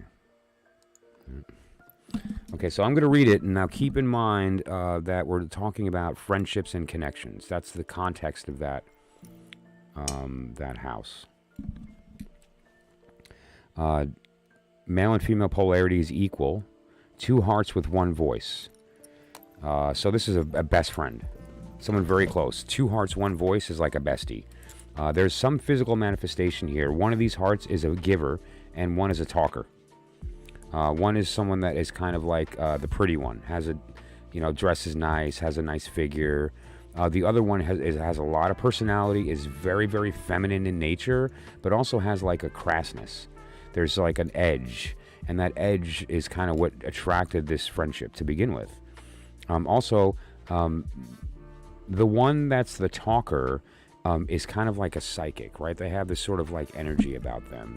Maybe it's like a hippie vibe or a boho vibe, but they're very sort of connected with emotion, energy, social justice type, like the type that understands where we really are in the world right now and is kind of waiting for people to catch up. That's this person. The other friend, this is the one, the manifestation rolled away. This friend is the one that's kind of like a giver, and this is the talker, right? Now that said, this area and that communication seems like a codependent. One of these friendships is really just somebody who's kind of needy, and this other person, because of the kind of position that they're in energetically and otherwise, is sort of a giver, and they're being used to a degree by this person. It's not that they're not your friend. It's just that what they see you as is maybe different than you're thinking.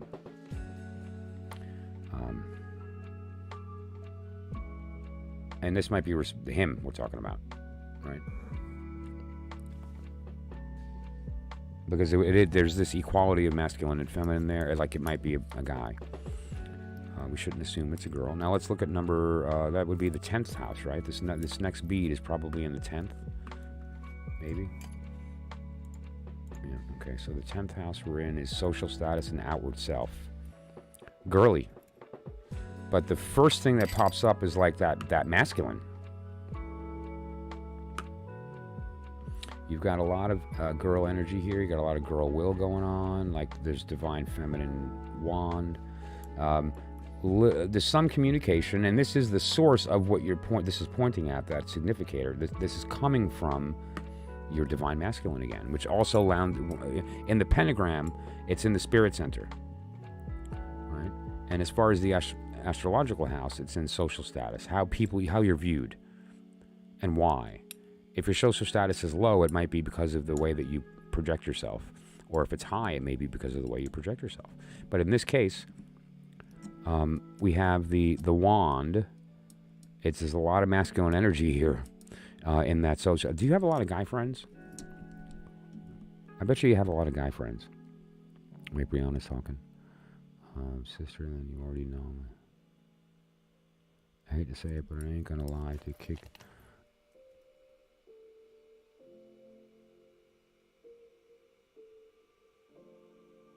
Wow. Oh, it's funny. Yeah. Tana Mara had the same interaction. All right, so yeah. Now we have some stuff going on here as well that is significant. So let's look at these, right? Because we have this last divine feminine and then the pay attention bead. So let's look at the divine feminine bead, which is going to land in 9. It looks like maybe. Yep. Okay, so 9 we're looking at philosophy, worldview. Now what this is. What is a worldview? A worldview is the assumptions that we make about the world that form our thinking. So, for instance, we have a worldview that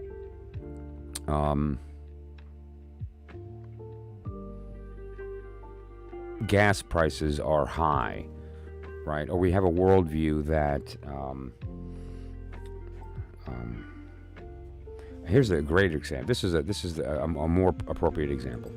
A worldview is the knowledge that the floor will be there to meet your foot when you stand up.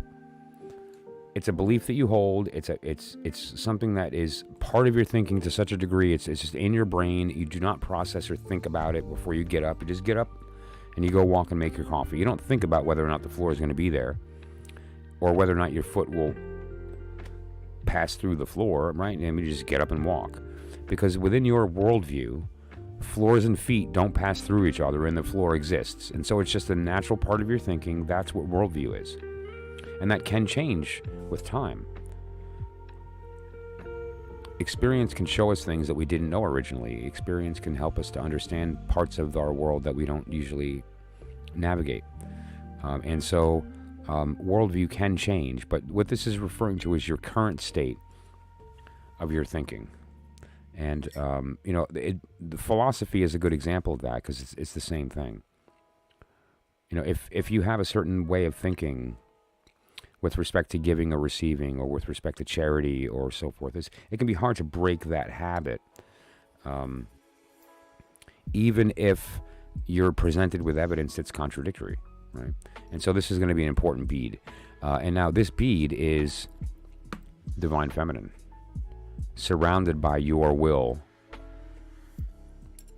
and the significator is emerging from this patch of the unification of these two, masculine and feminine. In that space too, and this is a neat little correspondence.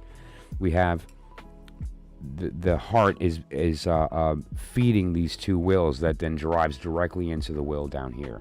And we're going to get to this corner in a second once we're done with this.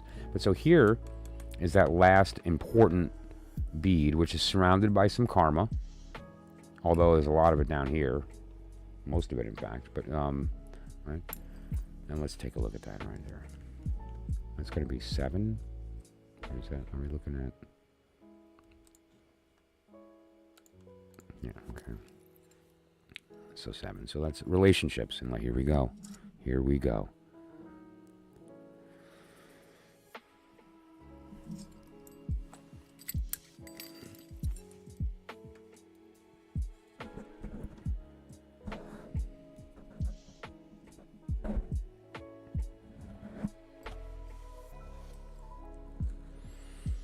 Two hearts, two wills, equal distribution of everything. 2 of yours, 2 of his. You're manifesting, there's a lot of equality in this place here, but one voice. So everything is even except the speaker. And this goes right back to what we were talking about before, as far as you are not being heard. Now, there's one, I'm not jumping to conclusion, I'm just pointing this out. And so this is more of a thought experiment, but oftentimes when you're not being heard by somebody, and I'm sorry, I'm just going to state the words, and then we're going to process them, and then we're going to recognize that I'm just stating words, because they don't care, because you're insignificant. So they're going through their day, and then you speak something, and it doesn't even matter to them. So it's like, it's not that they're not listening, it's that they don't actually attach to it because it doesn't matter to them. Okay? Mm-hmm.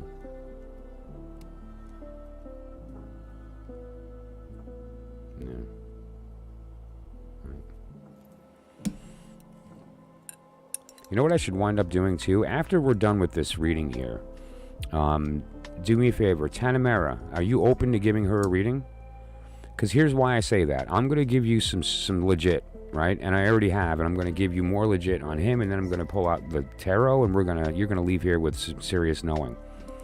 Tanamera is a crazy, powerful, take no fucking prisoners, like insane witch bitch that will wipe his karmic fucking ass, right? So you should have a conversation with her and say, hey, listen, what are we going to do about this?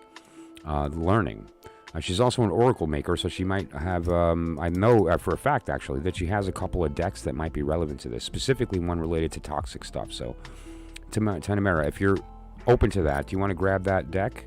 And maybe you can pop in on, and do a reading with her at some point. She's really good, and she may be the one to convince you to run from this person. We'll see. So let's continue. Also, I don't know what she charges, but she's really good. Okay, and now down here as well, this is going to be, we're in 6, and there's a lot of sword. Sword is mind and speaking, what's being spoken, and that's going to be in 5 and 6, right? I just want to verify that, but let's just take a look. Okay, no, 4, 5. Family.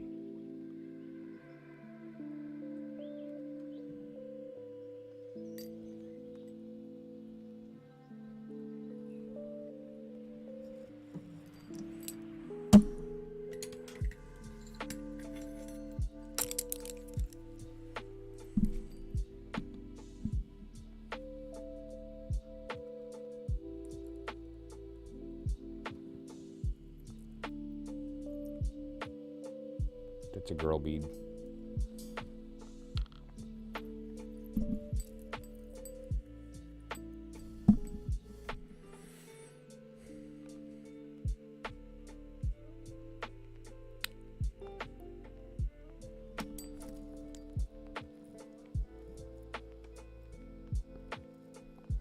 Oh, I'm sorry. I don't mean to hesitate. I should just speak the words, right? I mean.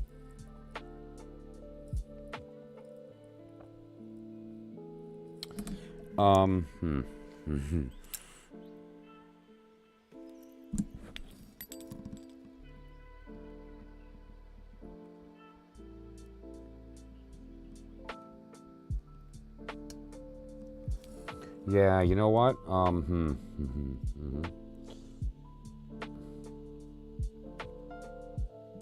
This is interesting. If you look at the health section over here, it's actually, we have a unification of mind, soul, heart, and body, and karma, and that divine masculine again.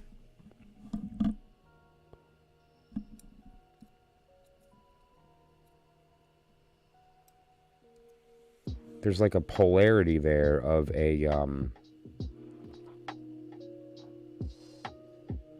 it's coming up all over your reading that, and internally there's a conflict with your that side of you.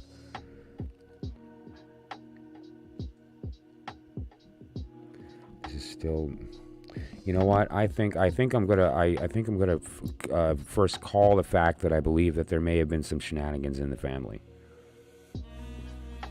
I think I have to say that.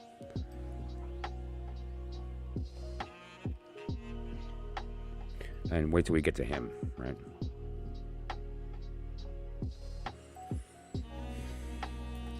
Okay. How does this show up? Not so great. What if I move it?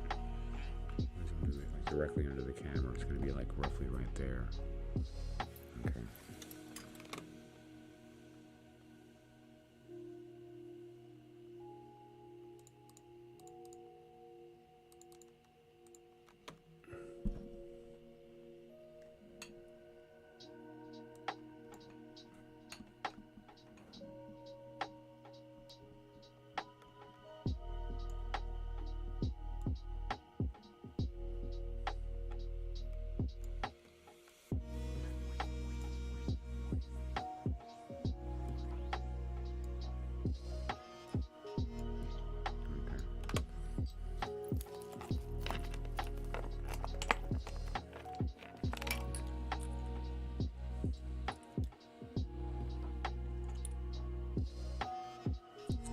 Barely seeing there on the camera, so I figured the light might help. Oh, by the way, did you see my I put her with him. That's another together forever. Together again. All right. Okay. I'll just hold it up to the camera.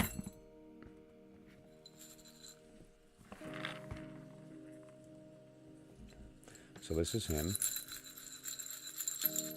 Let me actually go to that other screen because I want to put the pentagram on here, and you know, so I'll overlay some other stuff. So let's do that first.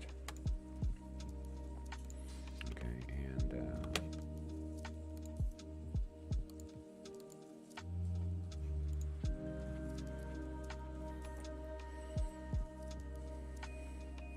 this is for your diagram. I have this memorized, but just so I'm going to pop it up and down as I'm talking if you don't remember the directions. But to the right is your heart, to the left is your mind. So that's what you're feeling, what he's feeling, what he's feeling, what he's speaking, what he's wanting, what he has, and then the spirit on top. Okay, so that's significant, right?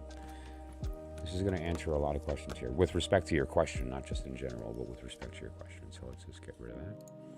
And let's take a look at this, okay? So I'm just going to stir it up.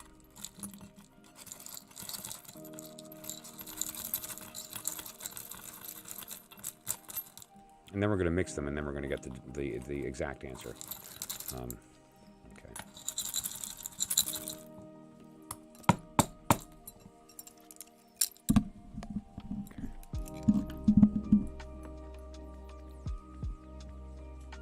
Same thing. First thing that we're going to look at here is the let's just right away look at his speaking, and if there's an honesty or a dishonesty.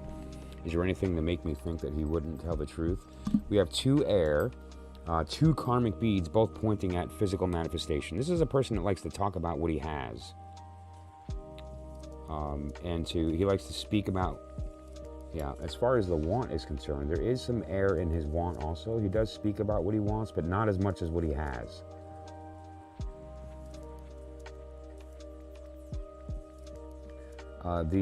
His actual significator, which is right here, and it's pointed down, it's pointed in this direction, is pointing at his will.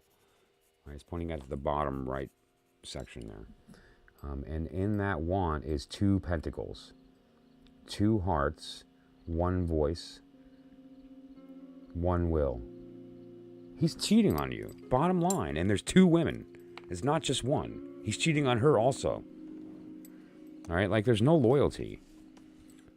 Let's look at the communication, though.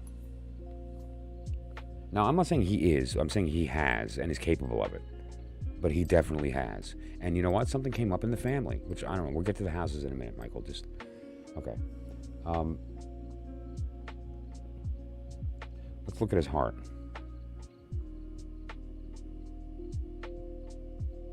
He is emotional. In fact, there looks like it's... well, hang on now. Let's get that right. Wow, yep.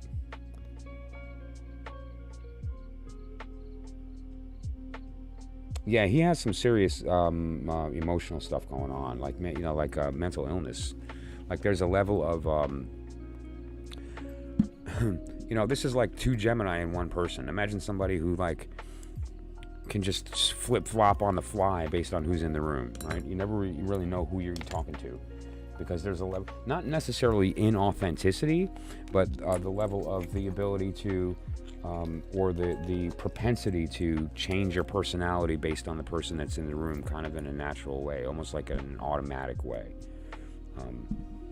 And so whether or not his intent is specifically malicious, there is a level of inauthenticity with respect to his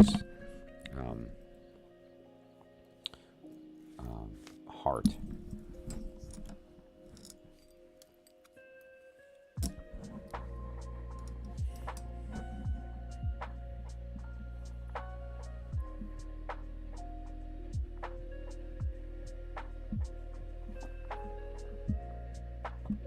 Yeah, what he wants is, if you look at his desire, he has his heart on one, but his mind on the other. It's totally there. Like, there's a blue bead sitting on one of the pentacles, and that's his heart on one of the women.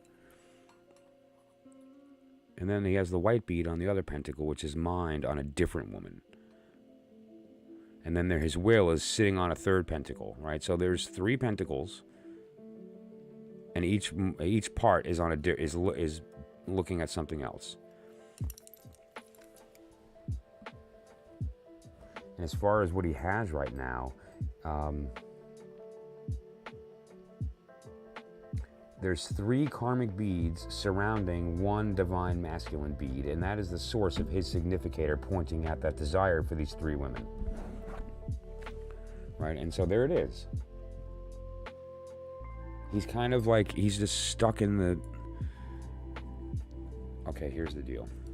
Psychologically, there is a very low self-esteem. That's part of this mental illness, this thing here. Now, he may even have like an effective personality because he's had to develop it to cope, and that has allowed him to become successful with women. And now, unfortunately, though, there's a level of inauthenticity that is, you know, the one who he goes home to is the one that's going to pay for that the most. Right. Let's look dead center at what we're looking at here. We have heart on top of will. Love over will. The rule is love under will. And that's, yeah. Yeah, he's very physically, he's a physically focused person in his thinking, in his doing. It's all body. I'm going to pause and ask if you want any clarification, and I'm going to catch up on the chat in the meantime.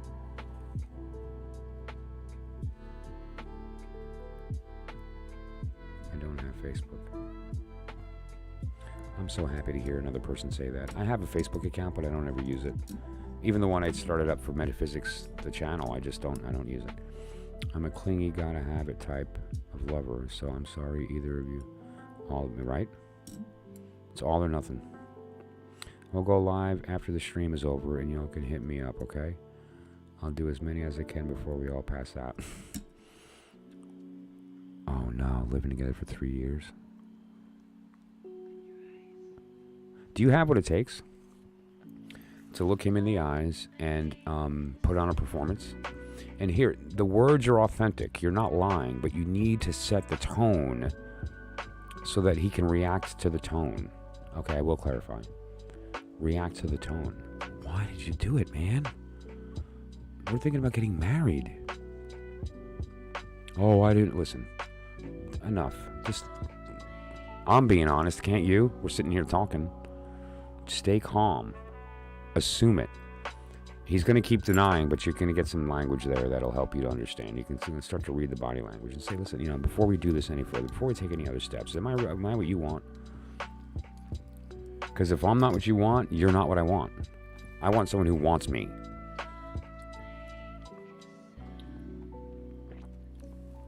I've spoken about that before, what actual love means.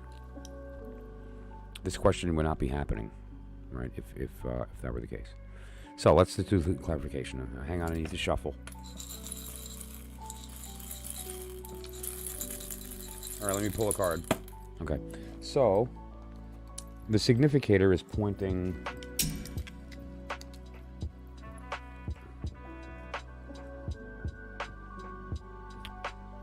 dead center from spirit into divine masculine with 2 bodies and 1 voice.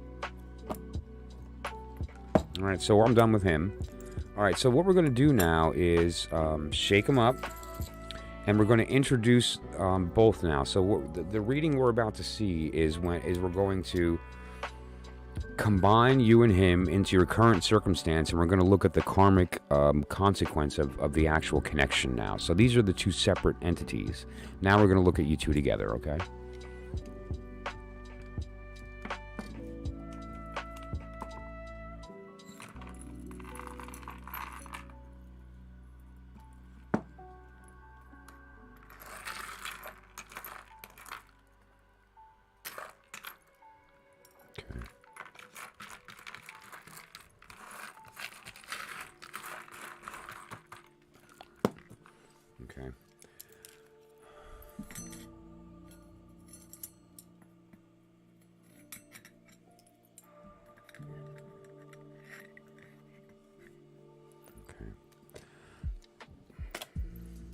Let me leave that in there.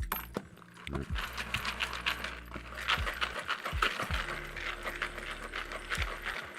This is my first time using a rectangle box. Anytime I've used a box in the past, it was always square. But I kind of neat. I like that they separate a little more. It adds it's a different experience than I've used before. I've been using this system for a long time personally, but I've never used a rectangle box. It's weird.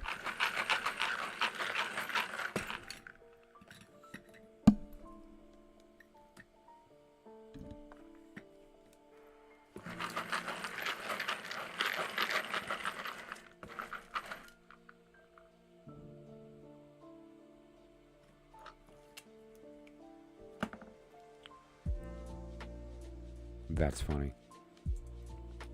There's a neodymium rare earth magnet in here, and one of the swords got stuck to it.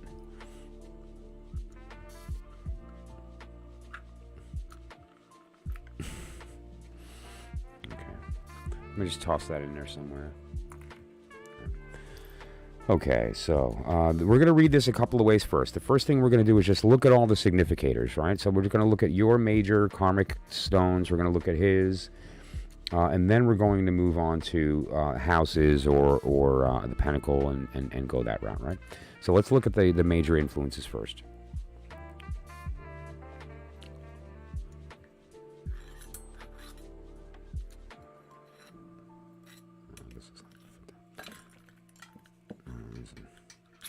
This is not the cup to hold these in, then, I guess. They're just too heavy. Okay. So,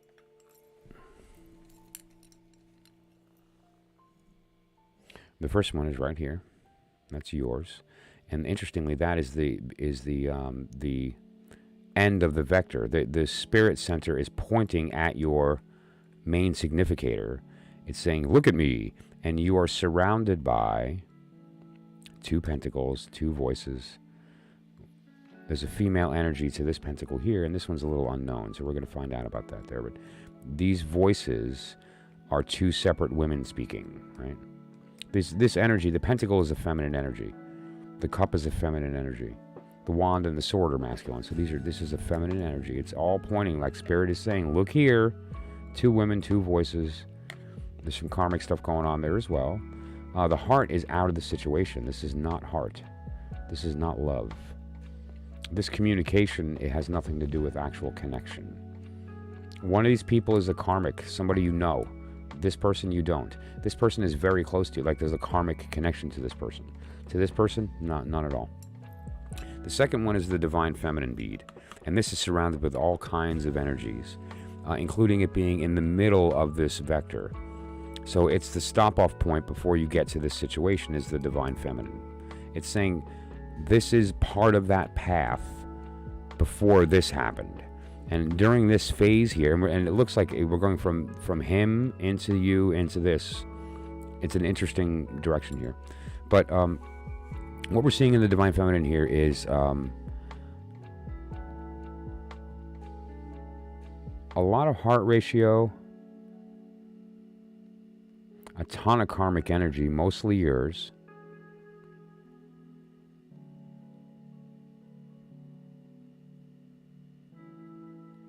But now,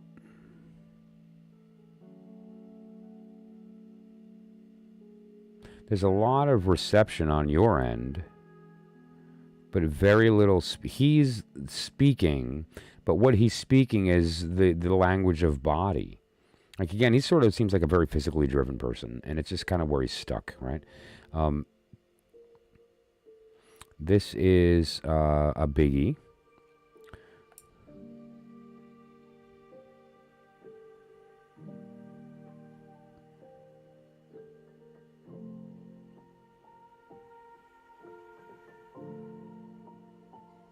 Good night, Bree.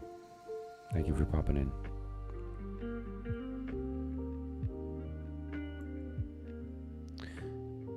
A lot of manifestation here in the masculine, flanked by the heart, but it's always around these 2 bodies separate. Now, these pentacles can land anywhere, but they keep landing in pairs like that, and so there's that same idea, right? You know.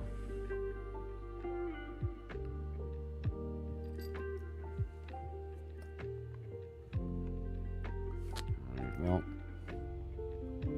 and now in the masculine center here, that's exactly what we have. It's just, yeah, anyway, let's look down on the bottom here firstly. His vector is pointing at this idea. There's a lot of mind, a lot of divine masculine.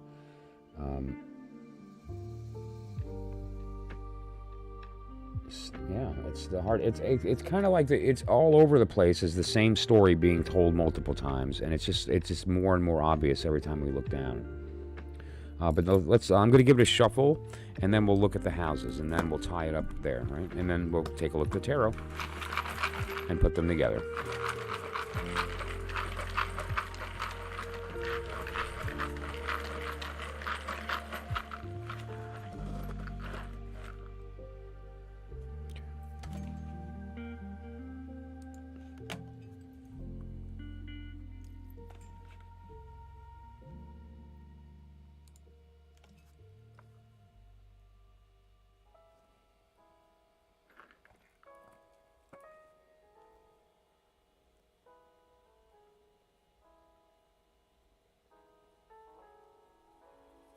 Okay.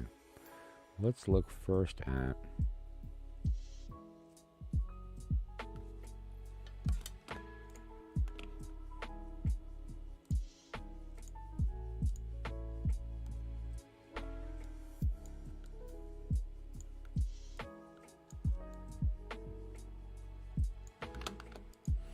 okay, so let's first look at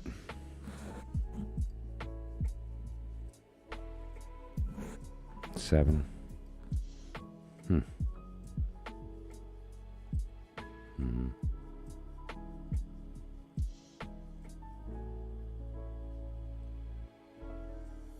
Crap.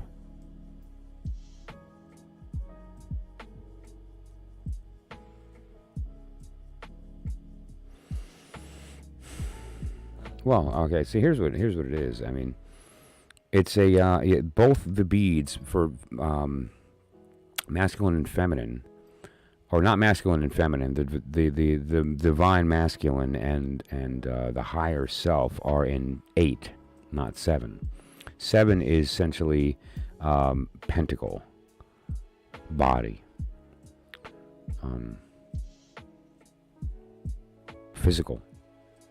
He's in it for the physical. I think it's physical. As far as number 8 is concerned, that's where all the energy is, which is sexual. So it makes complete sense the way that fell. It's just, yeah. Let's move on, though, because there's a lot of stuff going on in 9 and 10. The worldview is really just, it's almost like karmic. It's like the idea, again, one of these people, are you an intuitive, Andrea? Do you read cards, or do you see things? Do you hear things? Do you speak to things?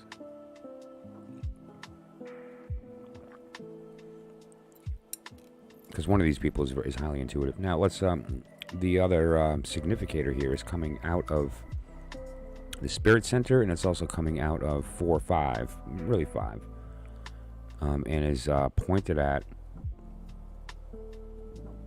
10.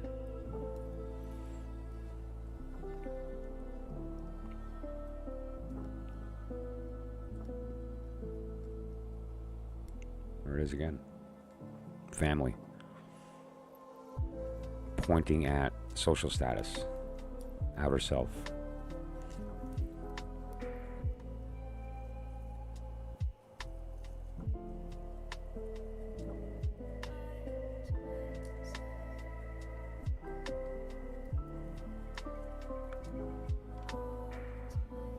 Is it red easier to see on the screen? No. Okay, so what is this here? We're in 2.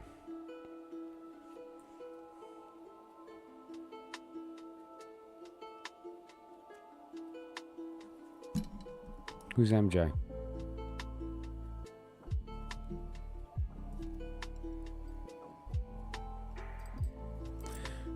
So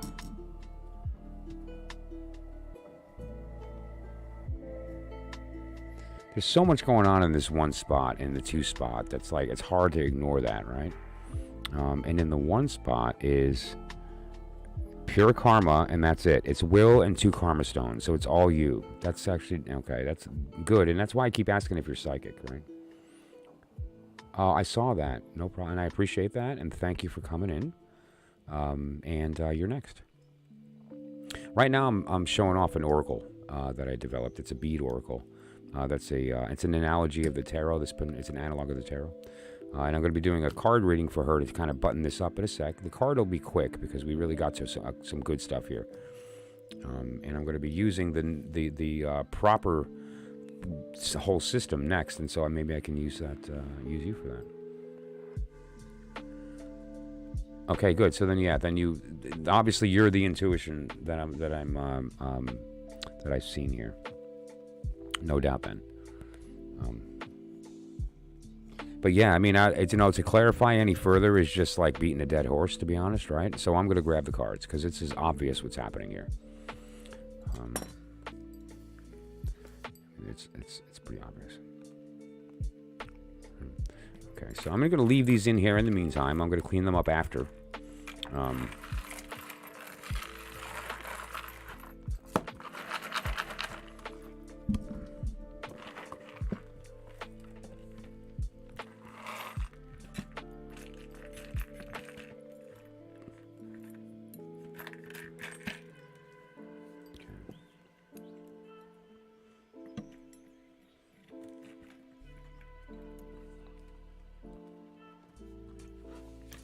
Actually, let me jump to the screen. It might be cleaner for the... Yeah, okay, good.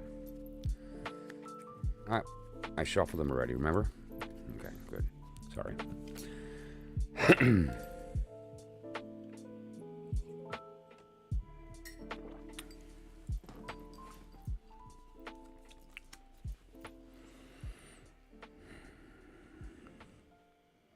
Wow. Okay. Change gonna come. Oh, yes, it will. Yeah. What this refers to is not only like the wheel of time, but a new aeon. A completely new way, right? So, it also refers to the Holy Trinity of the Egyptians, the Isis, Osiris, Horus. It also refers to the threefold version of Horus, but out of the scope. But what this does refer to is the idea of the divine masculine and feminine, and that new thing that's created from that union is this new deity of the aeon. But it's the idea of the fact that we're going to be emerging into this new time, and that new time is completely paradigm shifting different. And so that's interesting with respect to what we're talking about here. Okay, I have that up here just to kind of...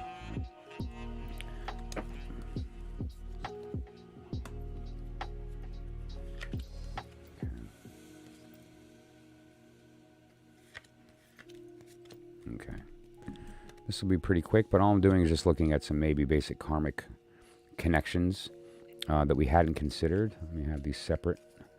I'm going to look at you first. Okay.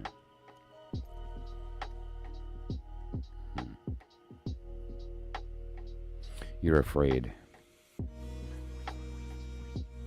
However, you're slowly starting to feel that relief a little bit and recognizing that things might necessarily actually wind up being okay. What this is change, right? Change won't come. Now, what change, though, it refers to, and the Two of Discs is this idea that you... the image in the Rider-Waite is great of a juggler, but what we don't consider is that juggling is infinite, meaning that we are constantly always in a decision mode. One of the decisions that we make is who we're being. The identity that we take on with respect to the other person, right? Because we're always changing. It's the way we interface with the world, right? We see a thing and then we decide, how am I supposed to be in this situation so that I'm safe, so that I'm heard, so that I'm fulfilled, so that I win? And the other side of that is rightness. So you have to sometimes say to yourself, what's more important, being right or being happy? I'd rather be happy. So it's not about calling them out. It's not about hearing the correct answer. It's about following what you know is correct and recognizing that any anxiety that you're having is really usually derived from us not paying attention to ourselves. It's true. Well, this came out, it was 125. Yeah, 125. Shoo. My brother. So,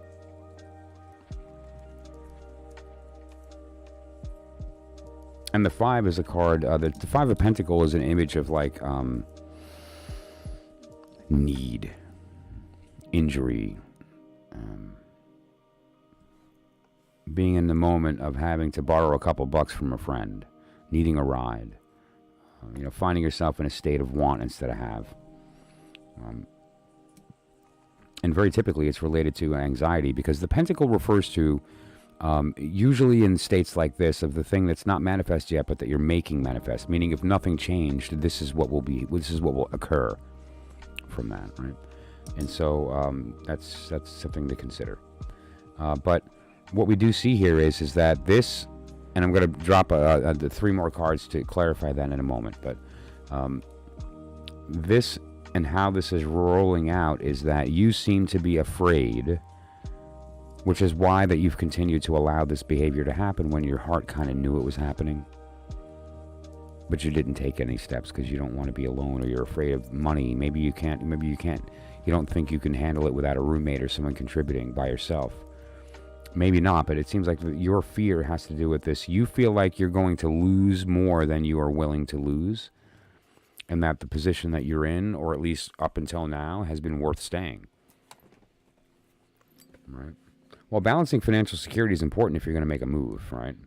But in this case, it's even more than that. This is sort of just the decision-making as far as like what direction do I want to go with respect to what I am trying to manifest, what I think I have. And obviously, if you are in rightness, if your decisions are correct and you're following yourself as an agent of yourself as opposed to an agent of your desires, typically you find a balance financially because your desire is aligned. The work that you're doing is relevant to what is correct for you, and so it all kind of falls into place. But the real ultimate lesson here is that too. It's the idea of, it's not that you've found yourself in a state of having to juggle this decision. We are always in that state. We are never not in a state of deciding. We decide what personality to maintain. We decide how we're going to speak. We decide what we think we're entitled to and not. We adjust our behavior based on those decisions, and it affects how we speak to and interact with the people around us, right? Okay, good, yeah. And so I can appreciate why you would feel like maybe concerned about going it alone, right? But also consider the fact that you, by bringing somebody into a circumstance permanently, at least on paper, that you have to consider the ramifications of that with respect to you and your daughter and your own fulfillment, right? And so I understand why you're afraid. But now let's take a look at this right now with respect to where he is in the circumstance, how this is going to affect him, or how he feels compared to how you feel. That's funny. Oh, neat. There's that ace. Oh, wow. Okay. Yeah, well,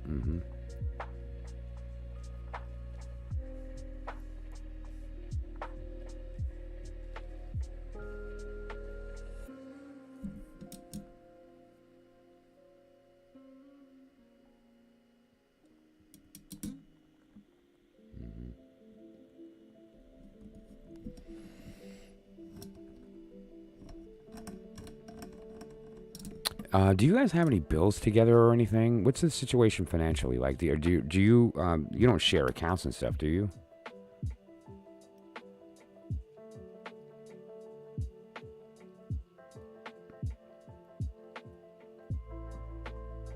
Well, yeah, but and there's no fear in that. Like, you should have no fear in that, right? The idea here is having to and being able to let go of what it is that you think you want and need in order to leave space for gaining what you do need, what you are, which is nothing short of literally everything. The bottom line is that when you recognize who you are, and you look out and you recognize the power of that recognition, the power of knowing the parts of the world that are the right parts of yourself to activate, to recognize, to speak to, and to ask to awaken. When you do that, your power is natural, and you wind up repelling people who are going to harm you or be dishonest. You're going to attract people that are aligned with your thinking. And rightness comes from that. And if you don't, then wrongness comes from that. Right? The energy here that we're talking about is a very different energy than you might think in this situation. It's Venus energy. And it's not typically readily obvious when you're looking at swords to think Venus, right? But the reason it's Venus here is that it's in a negative connotation. That's the unfortunate reality. It's an imbalance. It's an imbalance. All of the fives are negative cards with respect to relationships, typically. Now, this is an interesting thing here, and the reason I ask about sharing bills and whatnot.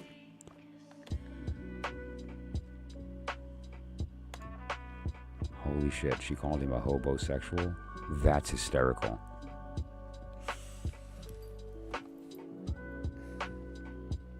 I'm totally stealing that word. Excuse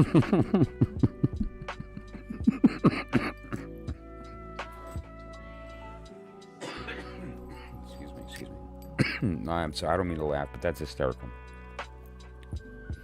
The 10 of Wand, or Sword, is a really, really bad mojo.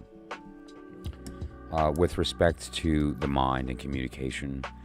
It's the idea of essentially one of you two is going to just be completely like destroyed mentally. And so what I see this as being is that you are going to be left holding the cards, and he's going to be faced with that. And it's going to break his brain. You know, like there's a point where you hit somebody with the truth to a degree that they are so absolutely godsmacked with the reality of it. Like, we could have had an amazing thing, and we're going to have nothing because you couldn't control yourself. Right.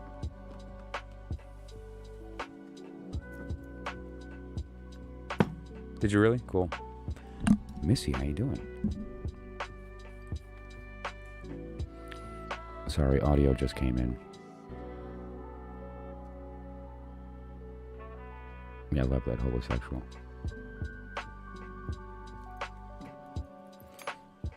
Yeah, that's insane. That's funny. That's funny. Okay. And Andrea, if you'd like, reach out, like text me. Okay, and we can connect and do it. Go even further. It's out of the scope of a live stream. We can do something very big, like a real in-depth reading about your next steps. And that doesn't just include him or relationships in general, but more specifically, like your next steps in realizing who you are, recognizing that truth, and moving forward toward a correctness that once you hit that place, this won't ever happen again. Because the discernment happens automatically. There's like an energetic discernment that takes place where you no longer are under the yoke of that necessity, and so you become intolerant to it. Right? And so give me just a moment to clean this up here.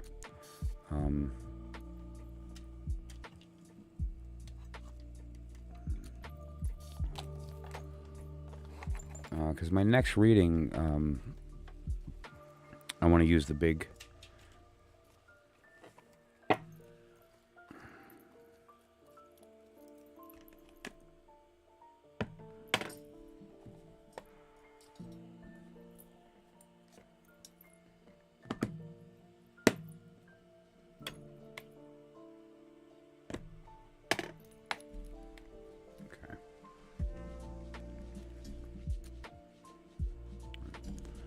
Yeah, I'm still getting used to the new digs. I totally changed my environment here that I'm staring at.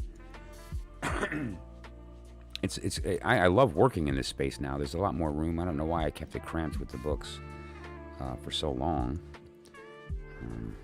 Okay, let's get rid of him first. And we'll put her away separate. Give me just a moment to get him out of here, and then we'll go from there.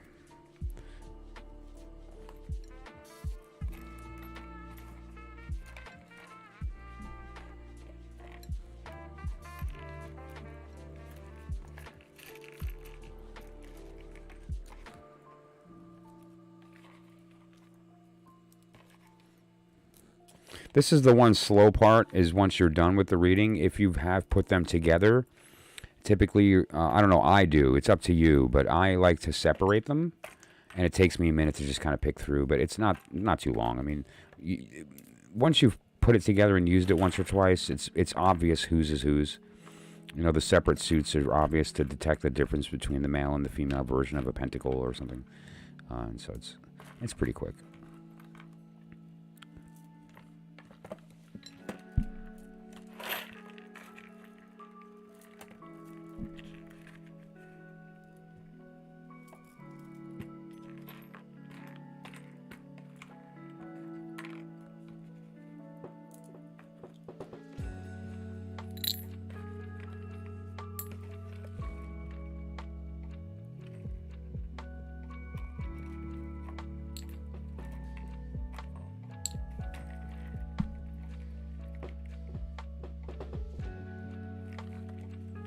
Looks like I got them all.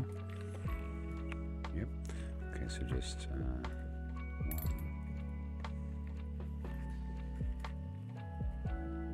2,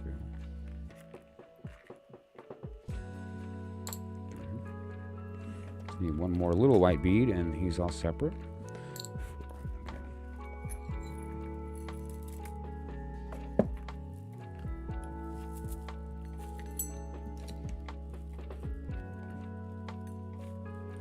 Where's the significator at? I think I might have forgotten it.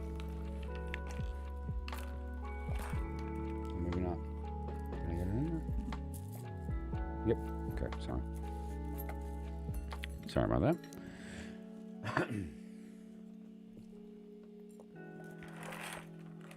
Nope. Okay.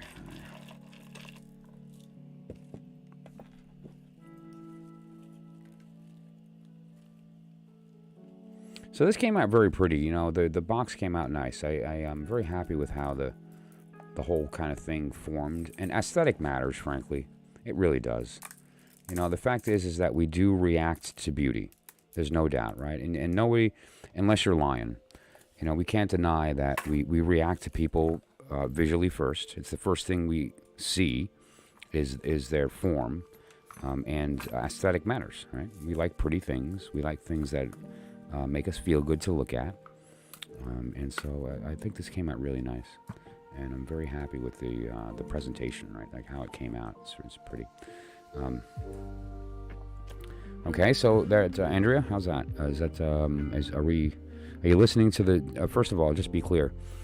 99% of the women that speak in my chat are like crazy strong intuition, like divine God flame in this room somewhere, right? Or you know, something that you don't even know about. So you are among friends, and you know, listen to them, right?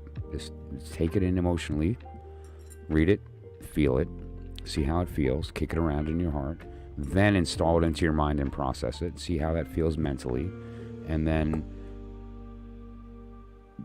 buy some bags and hand it to him.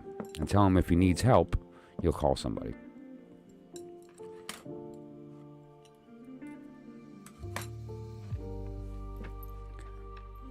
Right. That's my opinion, but what do I know? What am I, psychic? Okay, so let's see. I'm going to put this aside somewhere. Where's a safe spot to put it?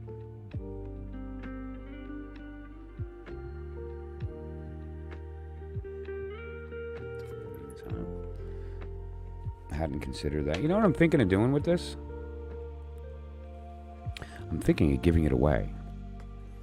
I think I might do like a random giveaway type of thing where I, you know, pick a random person from the comments of a video. And so if you're a subscriber and you comment, then you have a chance, and I'll just grab a random name or something. I don't know. I'll come up with some way to decide who to give it to. But I think it'd be nice to kind of send it out there and then maybe beg somebody that gets it to record, you know, themselves using it, or, you know, see how they set it up in their space. Right? That would be cool. Okay, so let me catch up on the chat. It's been a minute here, and then I'll move on with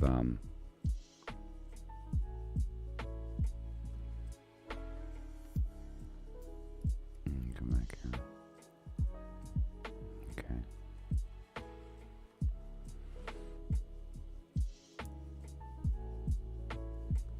All right, there. That's where I was. Okay, I'm actually caught up. Let's see.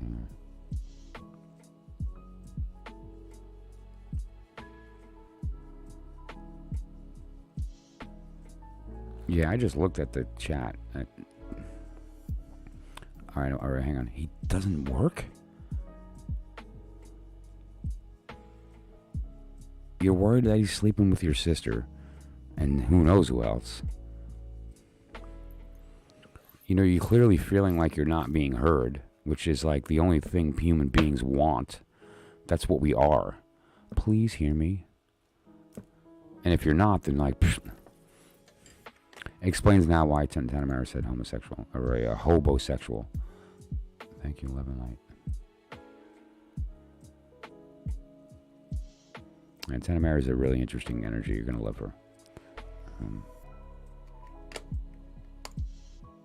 Yeah, she's like my deviant moon to my abyss. She's the deviant moon to my abyss. And so, but that said, though, my husband's crying as of 2 minutes ago, and I am fucking confused. So right now, whoa, he's overtired. What happened?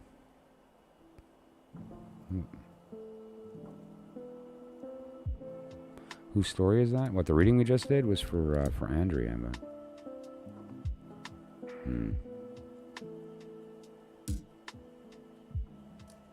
Okay.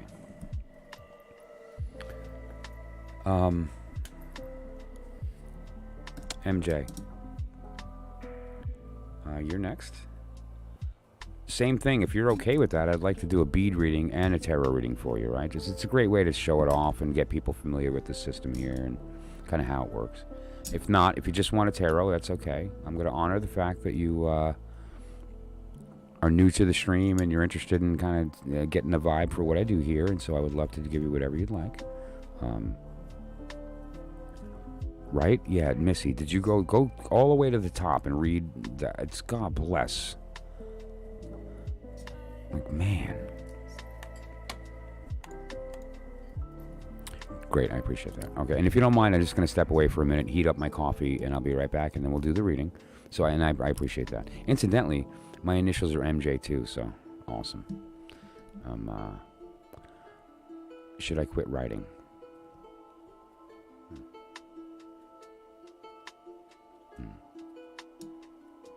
Great. I really appreciate it. I really do. Yeah, so I'm an MJ. I'm a Michael Joseph. All right, so I'll be back in just a couple minutes. Right? Again, I'm just going to heat my coffee, get centered, and then we'll begin the reading. And I'm going to do a combination of the bead oracle as well as tarot. And depending upon how the bead reading goes, we'll take a look at what deck to use. Okay. Now, you made the cardinal mistake of a Michael tarot reading, and that is that you asked me a yes or no question, and so I don't like those. They kind of force you toward a specific direction, and with the question, and so it's easier to add a W. Why should I quit? How should I quit? Or tell me about my future as a writer. Right, so we're not pigeonholing into a no. Yes, you should quit. No, you shouldn't, right? So we'll look at the why, the karmic consequence, the environment of that circumstance, so that we can kind of get a sense of that from that perspective, right? So yeah. Here, brothers Joseph, Michael, that's totally cool. I love that. All right, MJ, I'm back in a couple minutes, and we'll begin.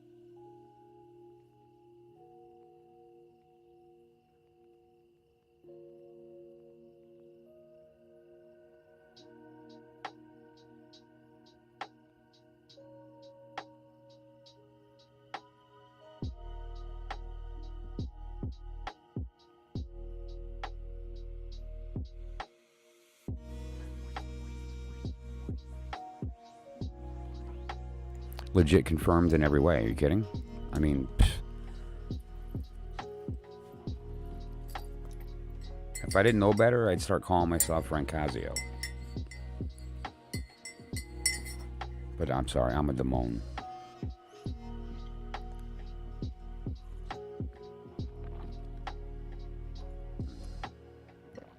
Okay.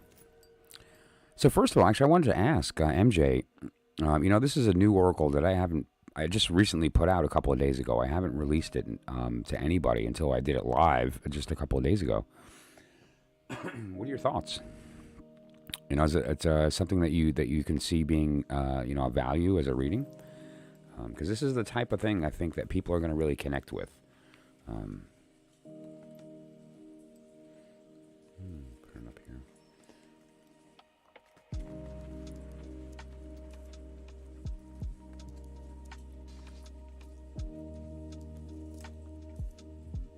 A bit more stable.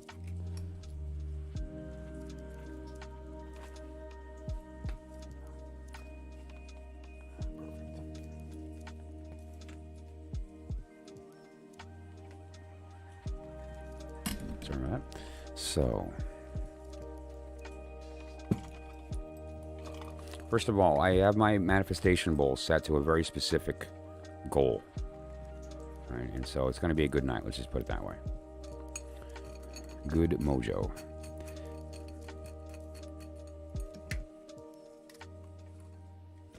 So actually, let's just set these up. First thing we're going to do is have the male and the female separate. Okay, let's just get them ready.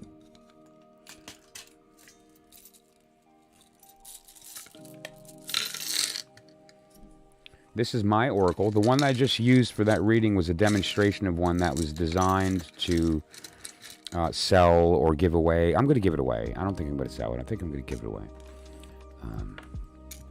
Because what I got to give it to your mama. But all kidding aside, I'm going to wind up giving it away.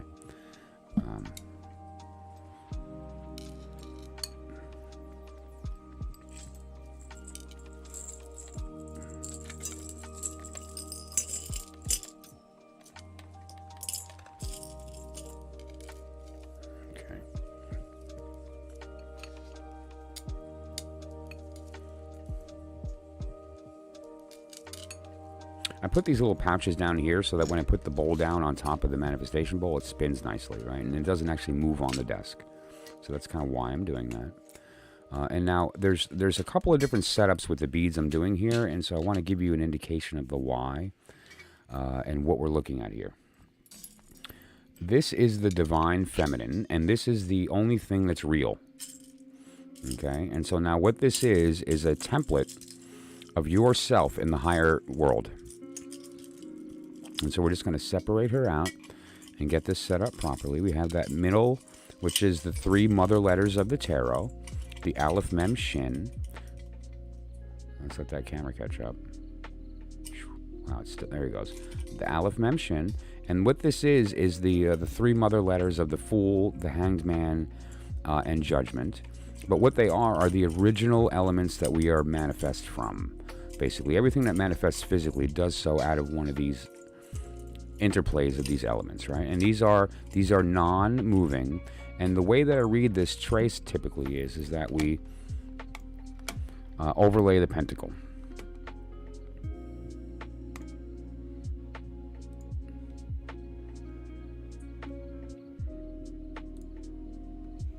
I have to readjust that. Let's get everything centered properly here.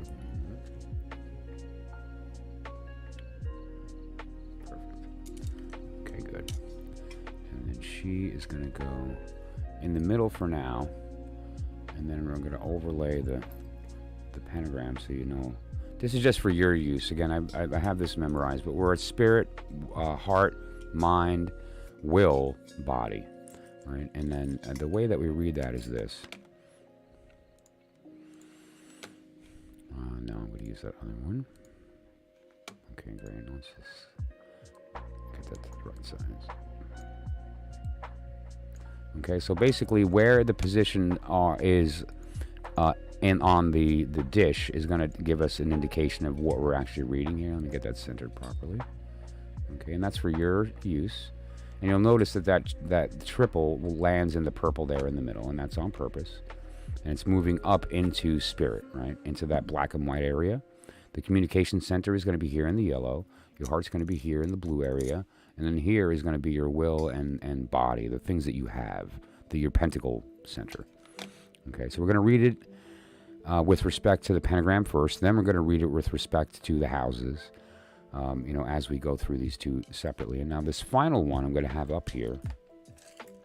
We're going to get to these in a minute because this is the universe. This is the actual interplay of the signs and planets around you two. And so it's going to give us a really good karmic picture of what's going on here. All right, so let's just set this up in the right place. I need to move that over so that it's comfortable on the desk. Let's put it right there. Okay, give me a moment to get this set. Sorry about that.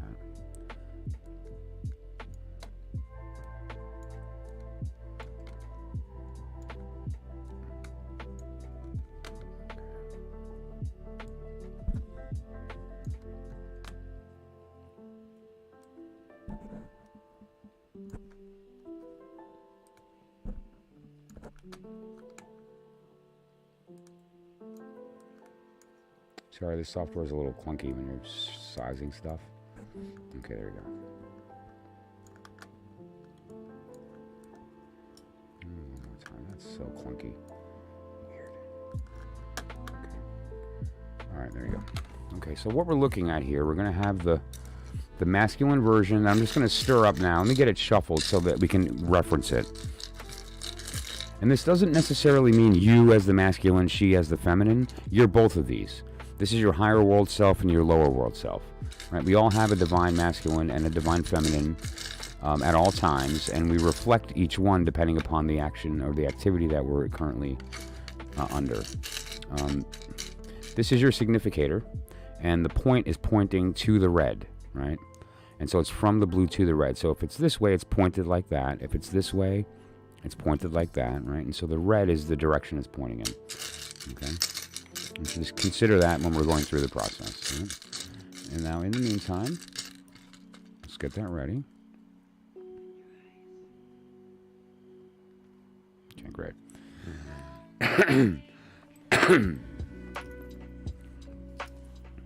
Talk to me about MJ's writing. What's the future of this situation? Okay. So what I'm going to do is I'm going to remove all 5 beads and put one back. Okay? Because in the higher world, and I'm not doing this with him, in the higher world, you'll notice the elements are all identical. They're the same. There's no difference between them. Okay? They haven't actually been formed yet. And so by taking these out and putting the one back, it's a recognition of that fact. Okay? And now I'm going to remove the witness. It's going to just be here watching. Okay, there it is. And it's going to witness the work. And I'm going to give it a shuffle.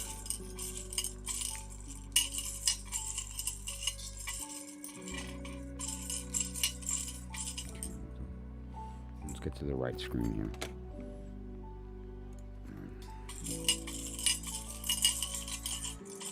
First thing I'm going to look at here is the connection between your mind and pentacle, because what a writer does is take divine mind and then communicate it as a pentacle, as a finished product. Your goal of communication is not to elicit a response. The goal of your communication is to strictly be heard, right, as a writer. So let's look at that. I need a ring to put these in. I'll use the one that's on my egg.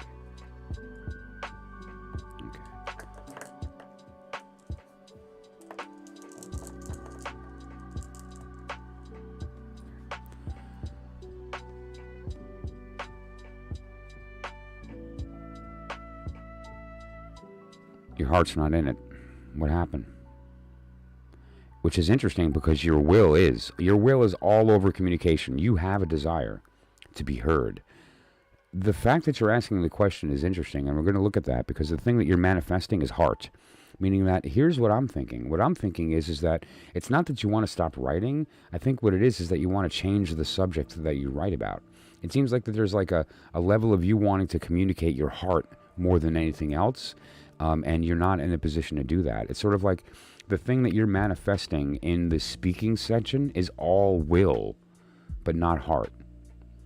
It's other people's wills, right? Each one of these red beads is somebody else's will imposed upon your communication. Right? Like imagine, this is just an example, but like imagine that you worked as a freelancer for a news organization, and you get stories that you're asked to write about that aren't in your speed, but it's a paycheck. There's going to be a point when you're like, listen, man, haven't I proved myself enough that I can have some editorial control over my content, or am I just stuck to, writing what you tell me to?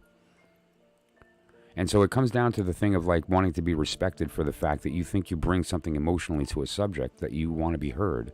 But the subject that you're writing about is not really where your heart is. There's one heart in this information. Of the 5 or 6 things that you write about, there's one thing you care about. And frankly, here it all is. 3 separate swords screaming to be heard in the center of your pentacle, the thing you're going to make real. And it's all heart. Now consider the fact here too that your heart section is empty because it's all in pentacle of trying to make this manifest. But it's not happening. Something's stopping it. Let's find out what. Because what I'm going to do now is just stop here. Let's let that camera catch up. Oh my gosh. And then we're going to move over to the masculine side, which is going to give me an idea of the lower end self, of how you are reacting to what I just said in the real world, right? Like how is it affecting your behavior? Which your behavior is going to affect your everything. Your mental state, because behavior is going to affect how the world reacts to you, and then how you react to that reaction is going to determine so many factors, right? And so let's just move her out.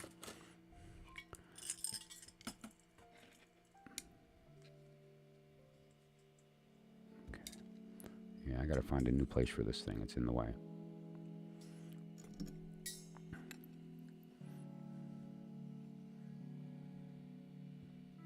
That'll work for now.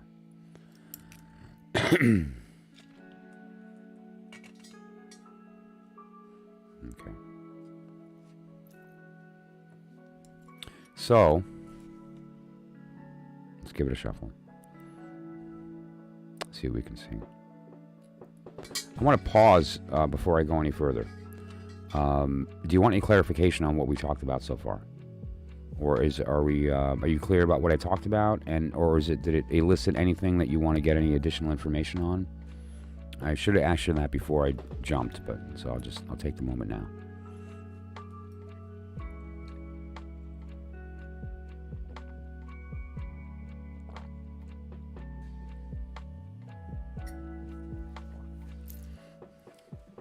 By the way, the name of this oracle, let's let that camera catch up. Okay, the feminine aspect of this is Pearls of Wisdom, Our Story in Stones. This is called the Rock of Truth, the Stones of Sincerity. So this is the masculine version. Okay, great.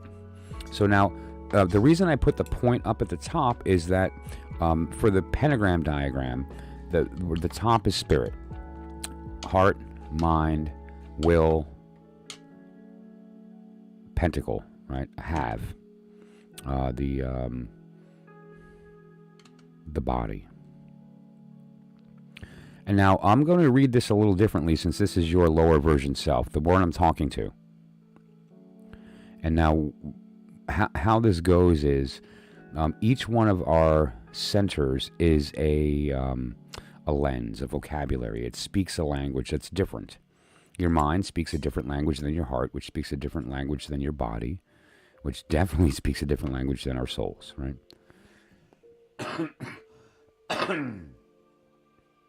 If you're trying to process heart information with the mind, it's going to get confusing.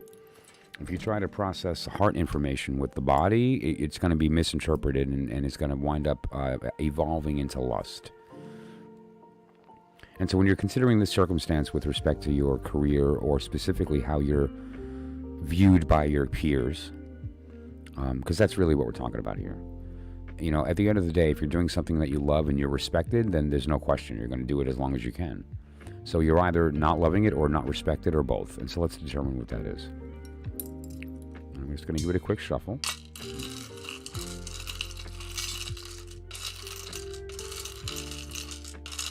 I'm going to remove his witness also and put it with her so that they're together again.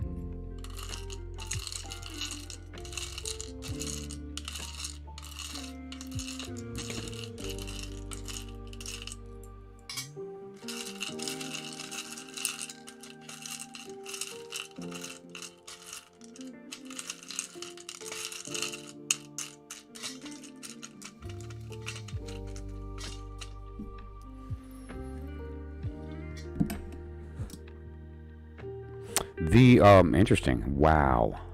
Just to be clear, your pentacle is all heart. Your heart center was empty. What we're seeing here is that your vector is pointing directly from mind into heart. It's saying take your mind and put it in your heart, which is what you want to do anyway. You want to take what you do and make it a communication of what's inside.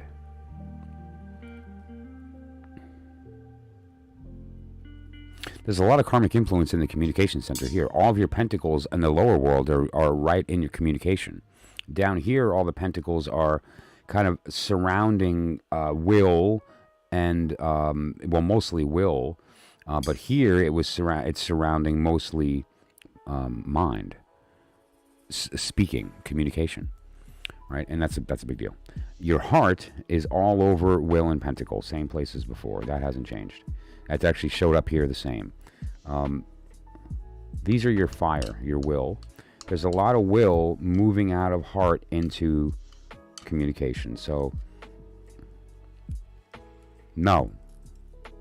The answer is no, you should not stop writing. What you should do is change the subject. Okay? Finally, thing I'm going to look at here is the spirit center is completely covered in fire with one voice. That is super relevant, MJ, because what that's saying is that you are not in a place where you have conflicted thoughts, right? Kind of, you know what you feel and what you believe. There's only one voice in your head. Most of us are walking around with two or three, and we're not sure which one we agree with, and it causes tension in our lives. But the fact is what we're seeing here is the idea that there's one unified voice in the mind. And what that is there's one pentacle, there's one heart. Your spiritual center is very in a good place. But the screen between the higher self and the lower, that ego, has a very loud voice, a lot of fire that it's having to pass through before it gets to the physically manifested world of the heart and mind, of the pentacles and the wand, right? And so the spirit section here is very strong.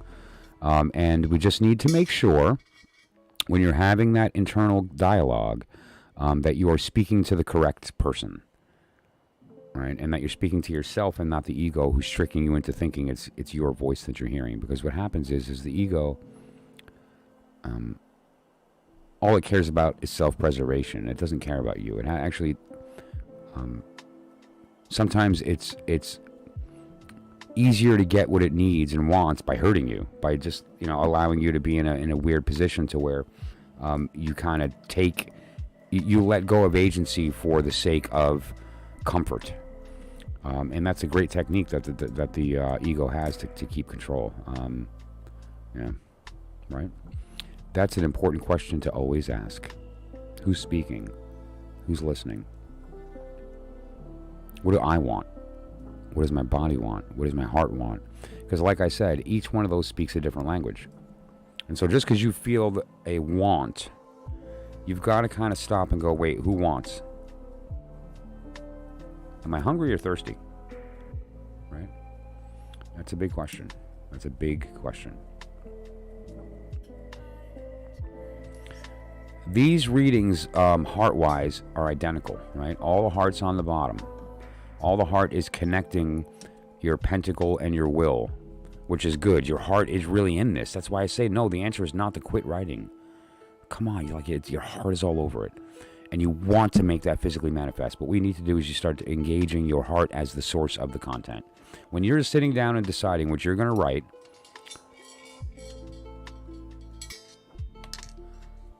let it be something that you love. Not to mention that when you do that, I'm going to connect, right? I'm your audience. And so if you're writing for me, write what you're passionate about so I can feel that in your writing. And if you're just reporting, then obviously take the integrity of the information as tantamount, or as paramount, right? And so, well, I don't need to tell you that, you're a writer, but at the end of the day, you understand, right? And so now let's do the real work.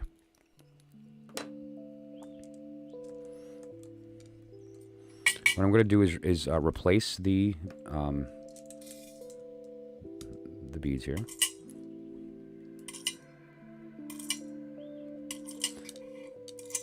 Okay, and what we're going to do is give it a quick shuffle.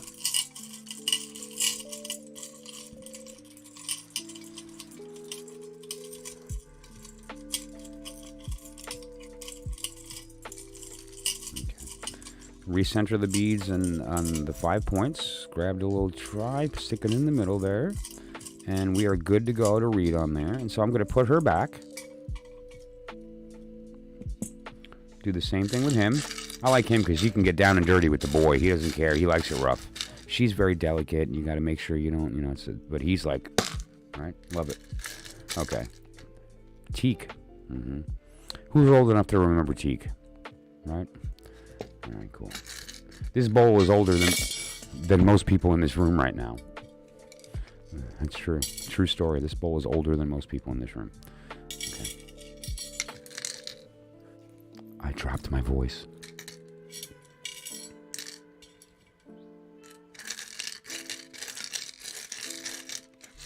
Okay. Yeah, this is from like 73. All right, so it's older than me by 2 years. Okay.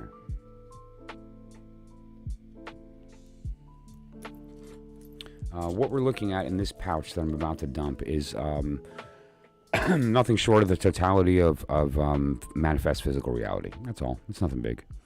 It's a complete tree of life, including all paths. It's the complete zodiacal, including all the planets and signs. It's the complete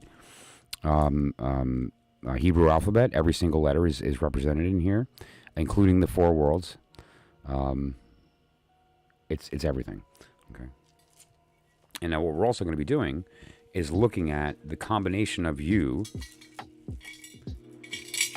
the higher and the lower self, with respect to some sign and planet conjunctions. And I'm going to bring up the chart. We're going to put that over this, the house chart, and we're going to read the house chart as well. So let me just get it centered. Make sure that the chart is going to appear properly. And go from there.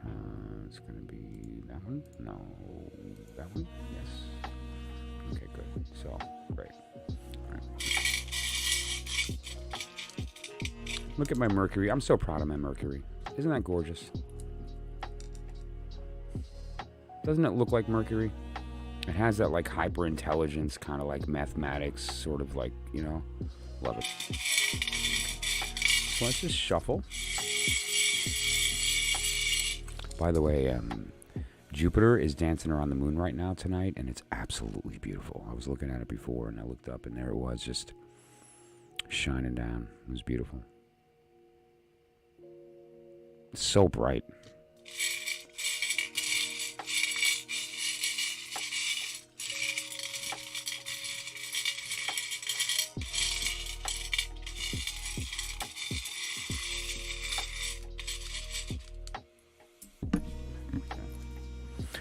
Oh, it's funny. I do that all the time. Have you guys noticed that? Anytime I've done a reading with these beads, where when I'm done, and I spin the wheel, and I spin it, I always wind up with Catcher right at the top, and it's accidental. I'm not doing it. I'm not looking. I'm like, every time. It's really weird. Okay, let me just stick this underneath. Okay. Love that.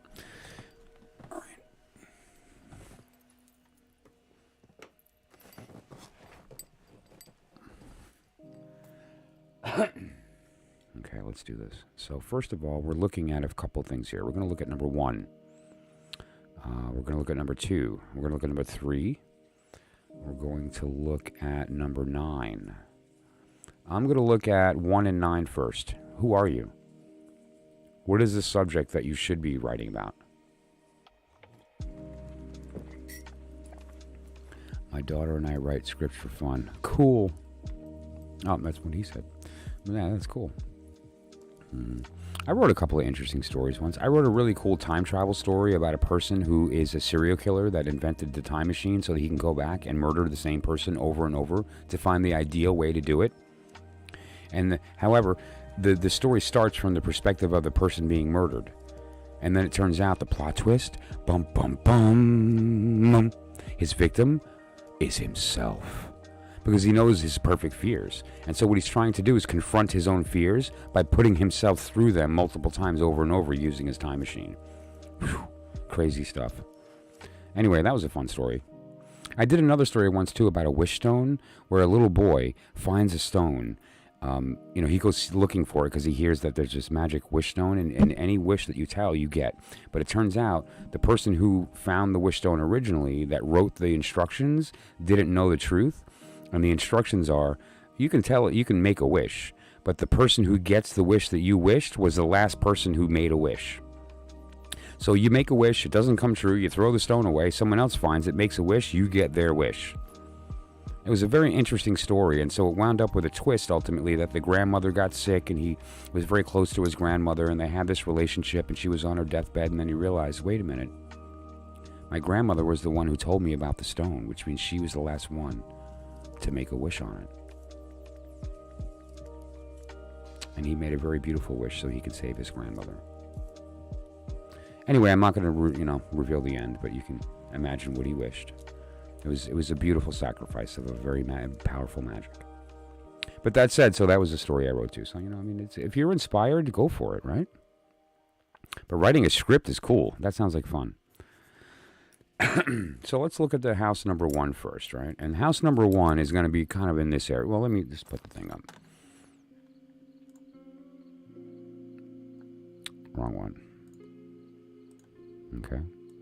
And so it's going to be anything that's in this space here. Up until the middle. Let me get that correct. Let me just put it across. Actually, that might be easier to lay it across. Okay.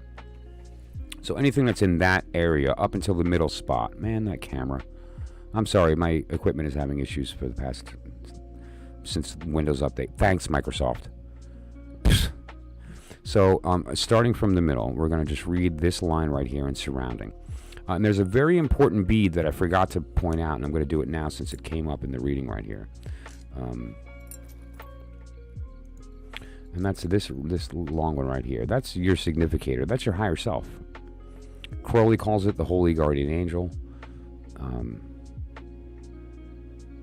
Zen Buddhism calls it the Tao, like the actual thing that we are, the one thing that we really are, and the rest of this is our dream. By the way, it's a pretty cool dream. It's why I appreciate it. Thank you for dreaming. Really good dark coffee. So in the meantime, that's what we're going to look at. And in this space, we have a few things popping up right away. That is Virgo, first of all. That little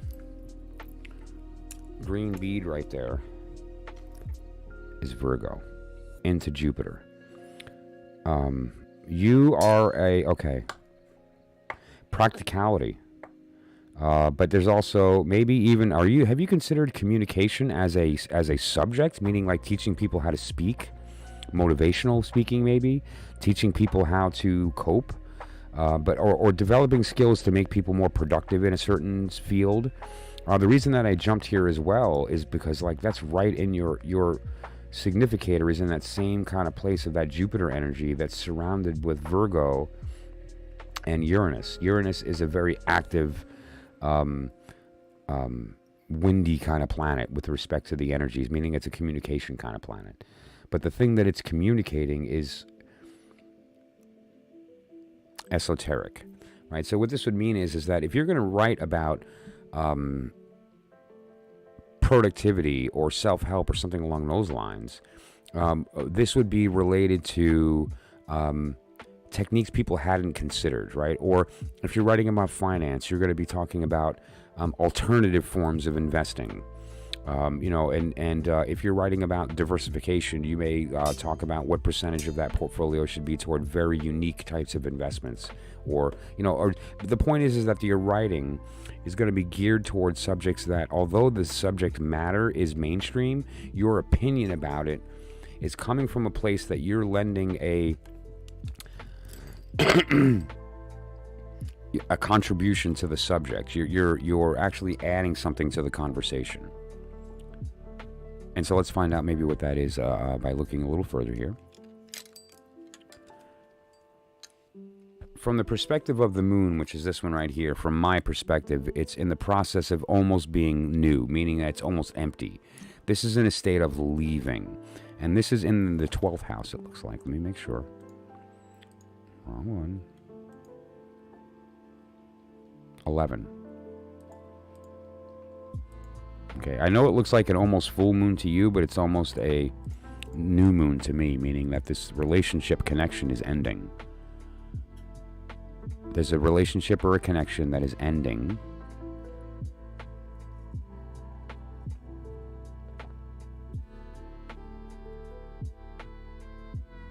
Cancer. Totally. Yeah, you're absolutely. There's a dynamic energy of you. Yeah, there's a motivation. Mars is right there by the moon. There's an anger. There's maybe a fight or some type of confrontation that lends to this circumstance. The confrontation may be related to. I have to get in here. Pardon me. Oh, wow. Okay. We have Vesta, Pisces, and Mars.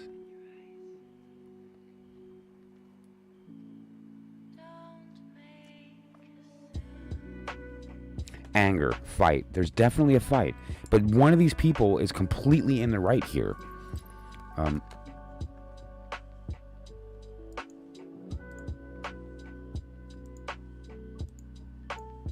You're being called towards something holy, like religious, like at least to you. Like to you, there's something like you're not going to wind up being fulfilled unless you take that step. I'm bugged out and I want to find out what it is. So hang on. Let me look at the small cards. What are we looking at here? We're looking at.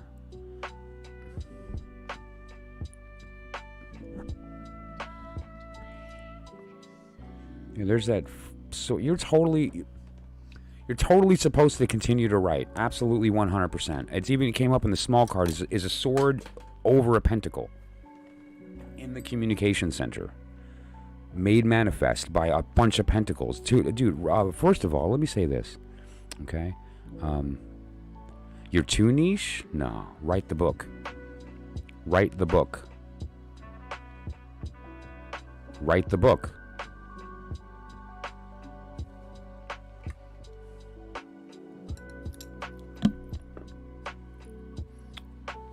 If you have an authority on a subject, perhaps it's changing the tone. One way of changing the audience is an example. I'm a pretty diverse person with respect to certain subject matter, right? And I speak to it every night for a couple hours a night off the top of my head. However, there's certain subjects that sometimes, for instance, if I'm talking to a child, I have to be different about that. Like I made a kid version of what we're doing, right? Out of erasers, right? And the idea here is to provide a same subject to a different audience with different speech, different words, different approach, but it's the same knowledge, right? So you may have an expertise in your niche, and you might even think that you have a pretty small universe with respect to the audience of that niche, but that might not be true depending upon your direction. Let me give you an example. Years ago, I was working with a relatively sizable ad firm. I'll just leave it at that. And we had a client, Snap-on, right? They were one of the larger tool companies, and one of their divisions was Dremel. And Dremel, as you know, is it's a high-speed drill type cutting device, whatever the case. I use it for crafting here. I use it for a lot of things. But that said, though, especially jewelry, well, they didn't want to hit the same target. They were trying to diversify, and they were trying to kind of locate some new markets that they hadn't considered. And so we did some research, and we came up with a couple of different things. And my expertise is in data mining and analysis. So I looked at all of the stuff that came in, and I located 2 markets for this Dremel that were completely off their radar. One of them was PC modders, people who modify their Xbox, their tower. They used Dremel to drill very specific small holes in certain custom spots. It was to make certain shapes. It's really good for doing routing. Anyway. And who thought that's you want to talk niche?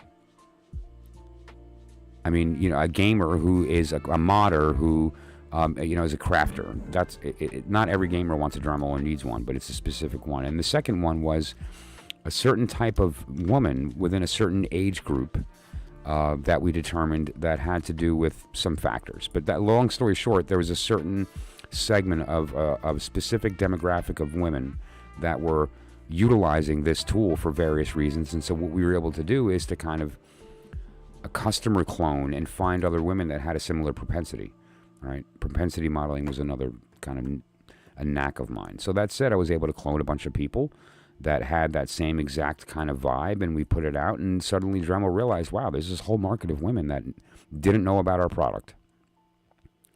And so that was, and to tell Snap-on, which was $1 billion brand, to $1 million division, or a couple of $100 million division, that, hey, listen, you need to start selling to, 35-year-old women and nerds. It was like, okay, well, but it worked, right? And then, the spend was small, and it got sizable once we determined that it worked. And it was just a virtue of not pigeonholing ourselves into thinking what it is that we sell. Even though Snap-on knew their product, Dremel knew who buys and uses Dremel, there were other things that came out of that process, right, that they hadn't considered. And it was an interesting campaign that succeeded. And it kind of adjusted their thinking with respect to how they spend their dollars and what percentage of those dollars go toward maybe identifying markets that you hadn't considered, and then giving them what you do in their language. Right? And so you may consider that. If your heart is still in it, like if you're finding that you're in a position that mentally, because of your emotional state to the subject, that you're kind of not in it, it doesn't hurt to step away for a little bit and focus on something a little more personal, and then reapproach it later, refreshed, right? But let's continue.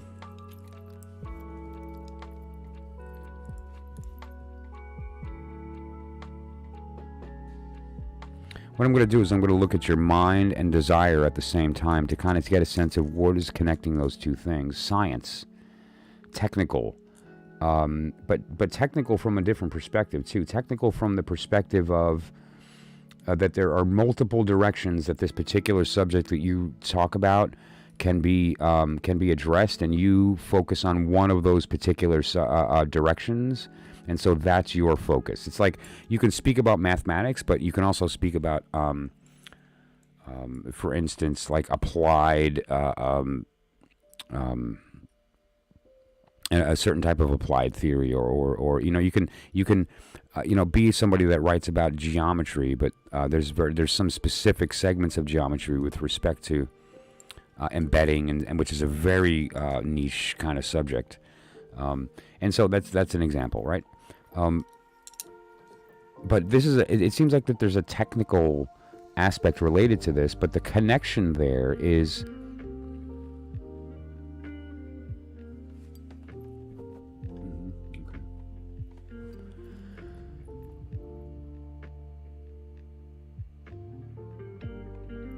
the Cancer came up again here too. So there's this idea of like, there's multiple ways to do something, and there's something that you speak about as a technical way that is more efficient or effective, or a different method of going about that. But that said, though,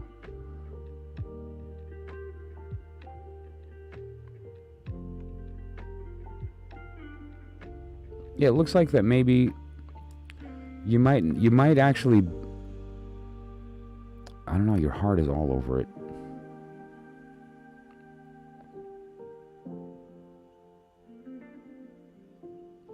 at the same time, it's there's an endless font of this motivation once you feel like you're in a position to speak about something that you actually care about. And if you're in front of the right audience, I think that won't be an issue.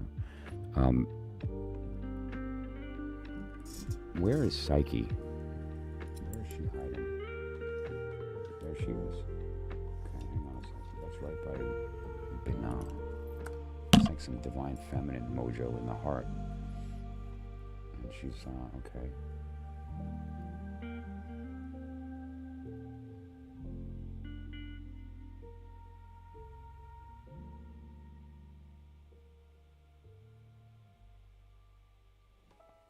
It seems like also, like, within the heart center, there seems to be a lot of kind of like competing energies going on here.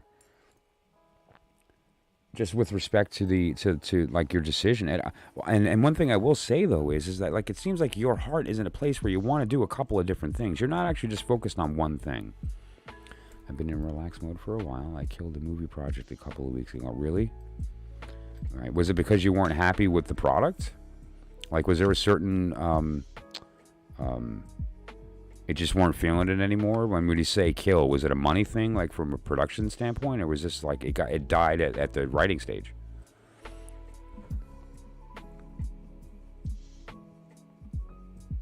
Because I don't know, I'm just, when I hear the words "I killed," typically that's a producer going, "Yeah, I'm not paying for this. It's not right. It's not ready. Go get a better treatment, and then we'll talk."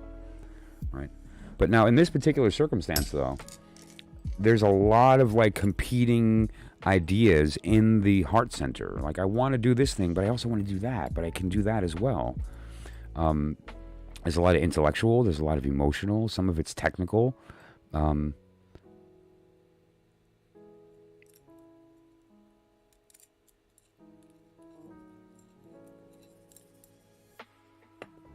Taurus is the predominant area that these are all floating into, and Psyche is in there too. So there's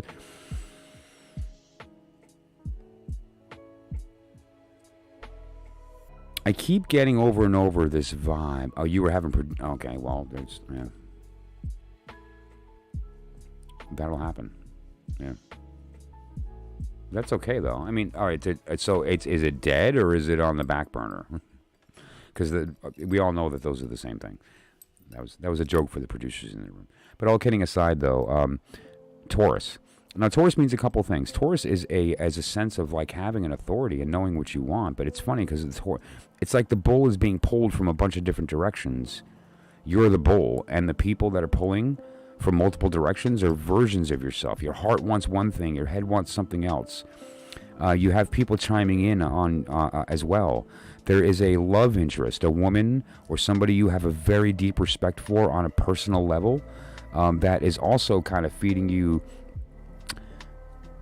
suggestions. And that person is very fire. Aries. Big time Aries. Big time Leo.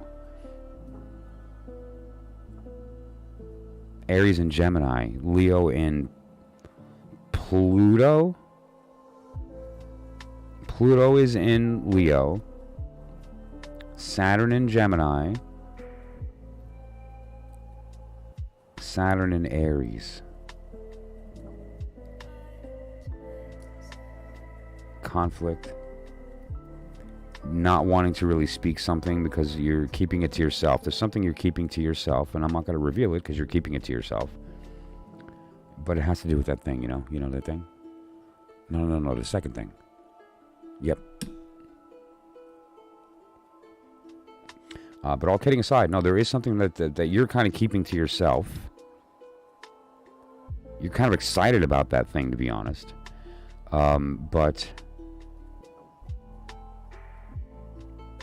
there's all these other competing influences. It's like, what am I supposed to be doing now? Like, I don't get it. But what you're supposed to be doing is the passion project. That's the word I'm looking for, the passion project. Okay, there's a lot of typing going on here, so let's take a pause. Relax mode. Yeah, killed. Bit scattered. Having issues with producers. Money was there. Okay, committed. I'll revive it under the right circumstances. That's Becca. Man, I love her with all my heart. Okay. Well, Becca,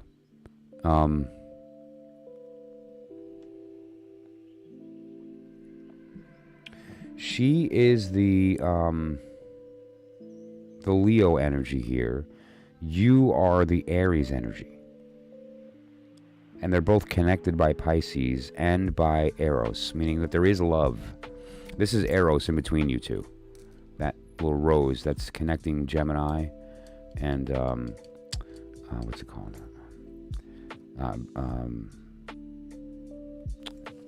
Excuse me, I'm sorry. It's getting a little late. I'm a bit tired.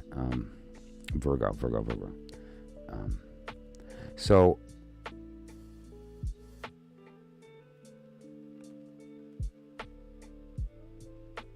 let's look at the Mercury too. Mercury's in that same spot, pointing down at that same spot. Yeah, this idea, the niche subject that you're talking about writing. You don't feel like there's a way that you can maybe broaden that, or maybe just adjust your approach? It seems like that's where your heart is, or more importantly, let me rephrase that. I'm sorry. You need to write where your heart is. There's something inside of you. Here's a great example.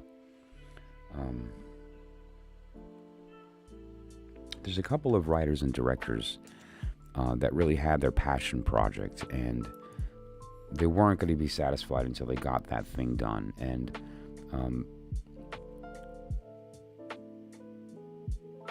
one example that it's late, and for some reason his name slipped my mind, which is silly because I'm a huge fan. I've consumed every inch of his stuff. I'm sorry, I'm tired. I'm missing his name. I'm sorry. Eyes Wide Shut, A Clockwork Orange. You know, he made like 7 films and they're all epic, right? I'm sorry. But anyway, his passion project was a movie about Napoleon that never got made, and he wound up dying before it happened, and he was going to make it right after Eyes Wide Shut, and it never happened. And we never got to see that. Could you imagine? I was finding a way to bring more of a broader appeal to my subject matter. That's what I'm talking about. All right, good. So you mean that's what I mean. I think that's it. And it wouldn't hurt to maybe engage somebody in that. Thank you, man. I wouldn't have slept for 5 days until I would have been on IMDb right away to just get the word Kubrick in my head.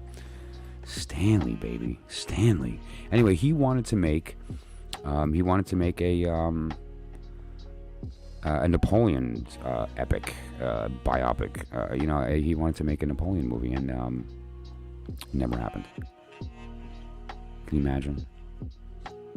So yeah, and how to bring a sensitive or a niche subject to a broader audience just maybe would require being open to engaging people in the test audience, like who you think you're going to want to speak this to. Engage them. Talk to a couple and say, hey, I have this subject. I'm interested in bringing it to a different level. You're kind of the person that I'm considering. Would you be open to working with me on a dry run and seeing how it goes, right? But you know the idea here. I mean, the idea ultimately is the sense of test, commit to giving it a shot and seeing how people react. You never know.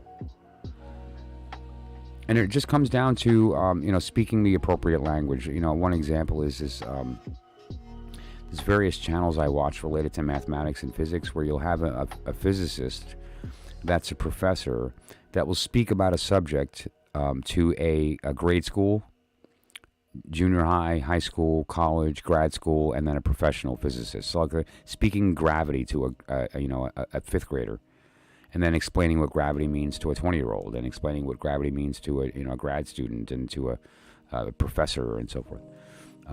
And so in each description of that gets more complex depending upon the audience. But it's the idea of being able to tell the story many different ways so that you can engage with the correct organ. Right? Are you trying to tickle the mind or the heart? Are you trying to get somebody to be creatively inspired, or are you trying to feed information, right? And how you speak that matters. And some people will react to the information emotionally, and so if you're speaking to the mind, you're not going to catch them. They're just not going to attached to the information. Even if it's true and correct and can help them, they just won't approach it because it's not their language. Right. And so let's give this one more quick shuffle, and I'm going to look at elementally now, as opposed to the houses, or rather, I'm going to look at the houses rather than elementally. Okay, and so let's shuffle it up. I'm going to do the overlay, and we're going to pick up 9. Let's look at number 9. Okay.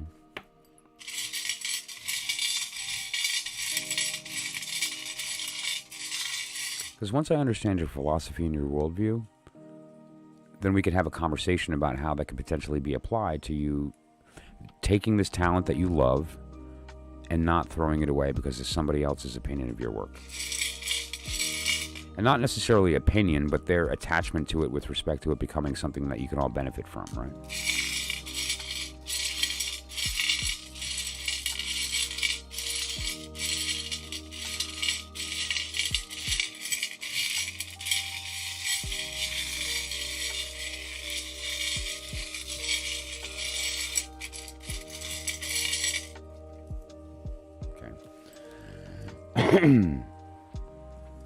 So I'm looking at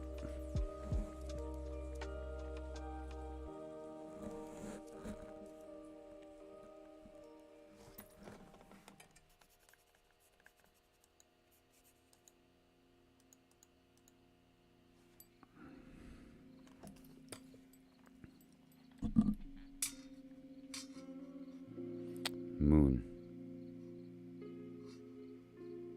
Catcher.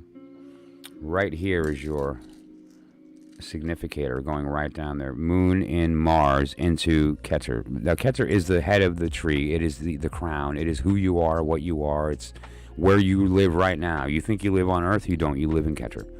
And so this is where we are. And now you have Eros, which is love, and Venus and the moon. This is your wife. Or Becca, whoever Becca is. Okay, and now that is right there in your significator in that same place with Mars. The two of you are supposed to be doing something together. All right, just dawned on me. That's what all those hearts were, dummy. I'm sorry, it took me all so long to get there, but I got there. But here's the point. You and your wife are supposed to be doing something together, or you and this person. There's some type of emotional connection that you can utilize to present this information in a way that you'd never even considered. I want to see what's underneath Keter, so pardon me while I move that.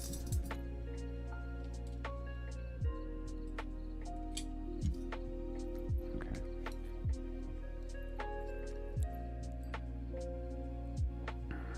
It's Cancer again. So Cancer is a couple things. Cancer is motion and movement, but it's also the idea of not competing, but two opposite complementary ideas. That doesn't hurt either, because it aligns with the divine truth, which is that if you are a man and you are in the attempt, or you're in the act of attempting to create something, you need to typically engage the energy of a woman to do that. Otherwise, you may succeed in creating, but it will not be as fulfilled as it could, and in a lot of cases, it could just straight up fail. Women create. Men are the energy behind that creation, for sure, and it is a two-way activity, but going it alone sometimes can be tough. And when you're talking about something like this, where you're bringing your heart into the situation, it doesn't hurt to engage somebody that is directly related to you doing well, that cares, right? And that might help. Just friends? Sure. Well, you're supposed to be business partners. There's advice that she can give you. There's advice that she has that you're not considering here that is going to maybe make you think that the two of you could be doing something together to help this along. And I really feel that. That's not I'm not stretching. It's there. It's there. And we're going to clarify this with the tarot as well. But karmically, the energy is all over the place. There is love in this circumstance. It is connected between Venus, the moon, and Mars. Mars and Venus typically refer to, when they land like this, a relationship. A union of some kind that will benefit both, and that is directly connected to Keter. you have this beautiful energy here of Jupiter.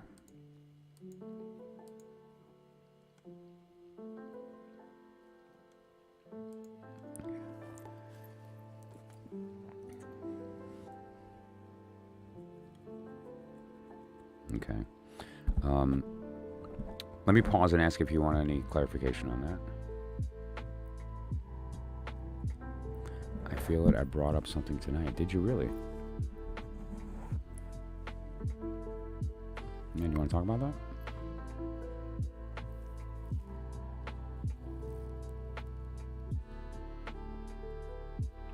You know, there's nothing, there's no danger in being honest, right? You know, very typically we're not honest because we fear that we're going to lose the thing, but... Okay. So I'm just going to give the small cards one more quick look, and then we're going to move on to some tarot, and then we're going to call it done. And we can expand or go further along with a different technique, privately or otherwise, however you'd like to do that, as far as clarification.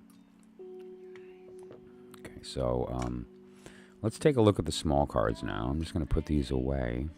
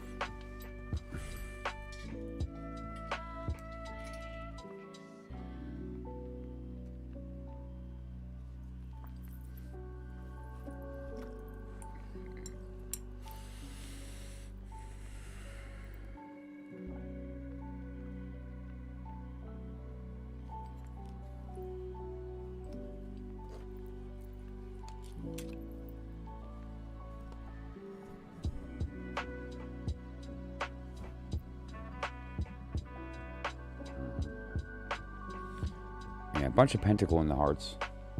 That is a... Now, I want to be clear about what you're looking at here, okay? Because I forgot to tell you. What you are looking at here, okay, is the combination... Let me make sure I don't move it. The combination of the masculine and the feminine. So these two are the divine masculine and feminine that... we didn't show it here, but it happened. They get mixed in the universe, right? They coalesce and they make love. And in the act of making love, they make a child. And that child is physical manifest reality. All the planets, all the signs, all the atoms in your body, all the archetypal concepts that holographically represent in this world as manifested things.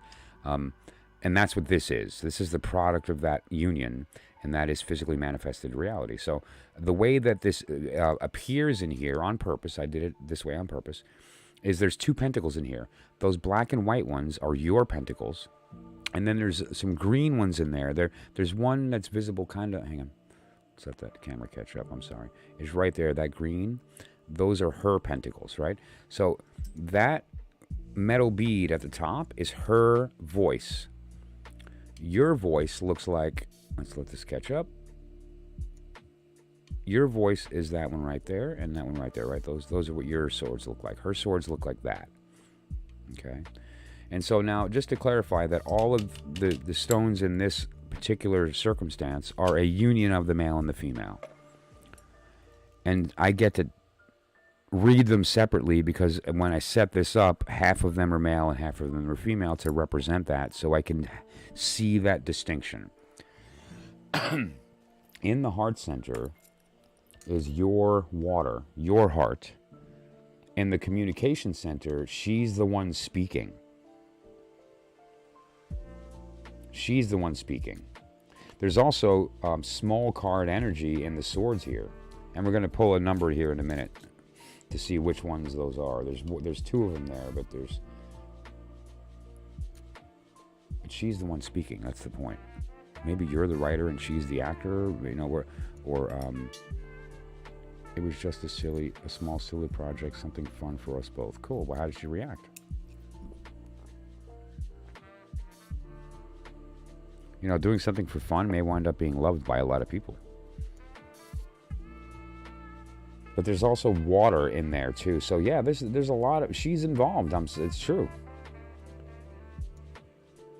Yep, she's involved.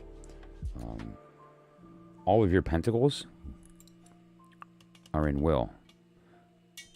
And your pentacle side is your will. So your pentacles are in will, your will is in pentacles. You want to make what you want real. What you want to make real is heart. It's all, and that keeps coming up. There's a bunch of water underneath that, feeding that. And the other readings came up, it's all heart. Like, this may be a subject completely outside of what you're thinking. Like, this might not be about taking this niche that you love and twisting it into a subject that people can consume more readily. This may be you kind of like out of the box type of thing. She laughed and said it would be good for us. Cool.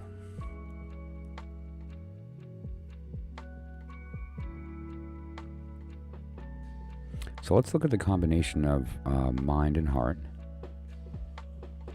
Her pentacles. Let's look at the combination of your desire and what is being spoken.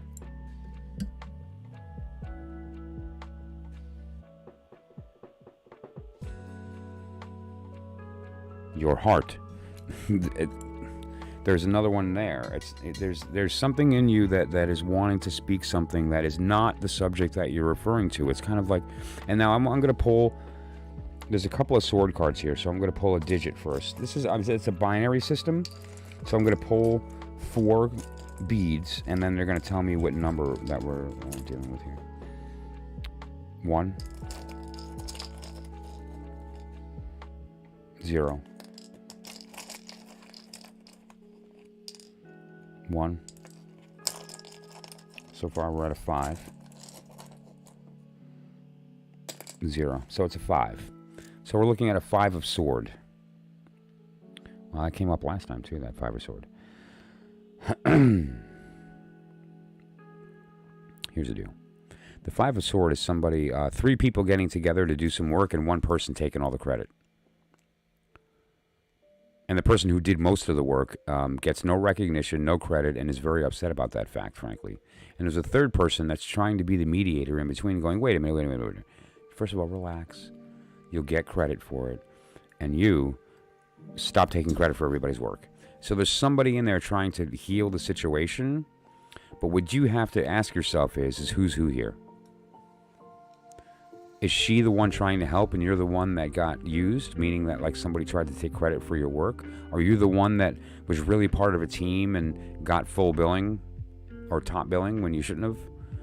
Or is this a situation where you're the one trying to help and you're seeing that you have a writer or a producer that is in it that's not getting the credit while somebody else is going to come in, mess up everything and blow everything and then take credit for it anyway, like a Kathleen Kennedy type. Right, and like let's just burn the house down and just like brag about it, and so you have to kind of decide who you are in that circumstance, and then make a decision as far as, okay, well, if I'm the one that's helping in this little menage, then I can say, okay, well, I need to call out the person and get them out of the circumstance that's taking credit for things that aren't theirs, and then engage with this person that is in it. If you're the person that's taking credit, then the people that you are working with are not going to respect you and you're done with them. Okay? If you're the person that got used, somebody's trying to help you and it's not bad for you to allow that in. And it's also an idea of recognizing that third person is real.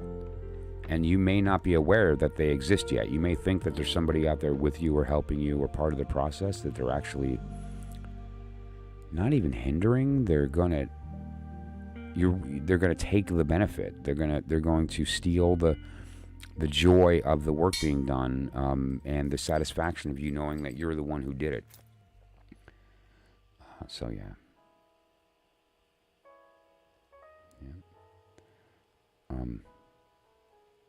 So let me pause, ask how you feel. And if we're at a good spot, then I'm just going to shuffle and throw a couple cards, and then we'll go from there. But otherwise, I'm going to just pause and see how you're doing.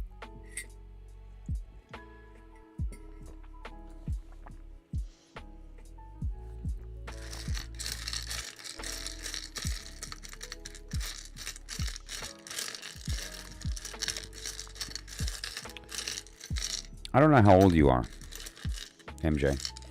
But I don't know if you remember Saturday morning cartoons. When I was a kid growing up, I was born in 75. So around the age of 5, 6 years old, the Smurfs were on every morning for an hour and a half. I love the Smurfs. One of my favorite episodes of the Smurfs was when Papa Smurf was hanging out with his buddy, the magician. I forget his name. And anyway, they went into this little room where there was a crystal ball, and they were having the fun by sitting and watching. What would happen if Brainy ran the village? What would happen if Smurfette ran the village, right? And so on. What would happen if Baker, and so on? And so it was an interesting kind of what if reading. And it was a fun thing for them to kind of watch the calamity when Brainy took over and so on. But and it was a great episode. However, the idea is you have that power. What I mean is that you can say, hey, well, what would happen if Becca and I got together on a project? Or, what would happen if I let her be the talent and I just, wrote the treatment and she, was the performer, or whatever the case may be. Or what would happen if? What if is a question you have access to. And there's no reason not to utilize that access, right? I love the Smurfs. Totally. Melanie, who is it's a dachshund. She's a baby dachshund puppy. A long-haired, beautiful beast of a... Don't get a dachshund ever. Oh my God, don't ever get one. She ate the legs off of my Smurfette, and that Smurfette was old. That was when I was a kid. She chewed off her feet. My poor Smurfette. True story. But yeah. Thank you, Tenamera. Do you really? That's awesome. Oh my God, it's 5 o'clock in the morning.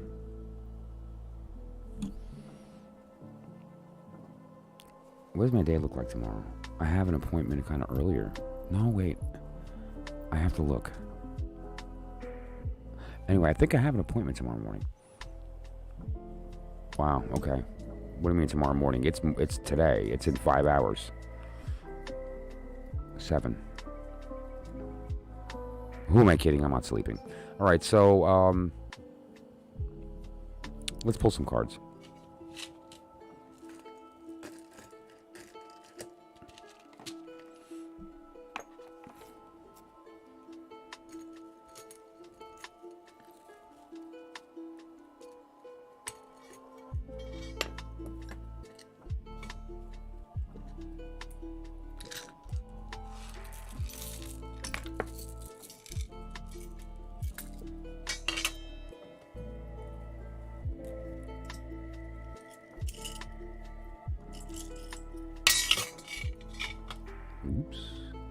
I love the sound. One of the things I love about this process is it's loud. The universe is loud. Probabilities banging into possibilities, making eddies and flows of existence is a loud process. And so I love hearing it. There's something cool about hearing it. Just all the different singing of, oh, notice me, notice me. I love that. Even my pentacles are ringing bells, or my cups.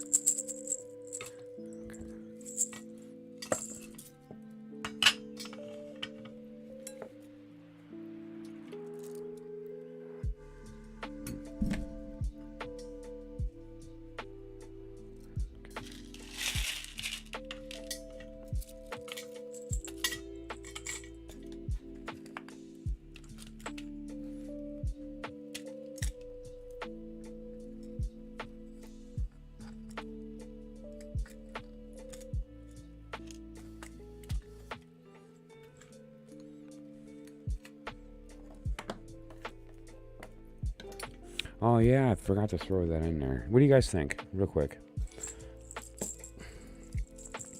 This is her. These are her main element beads, her karmic element beads, her spirit beads, right?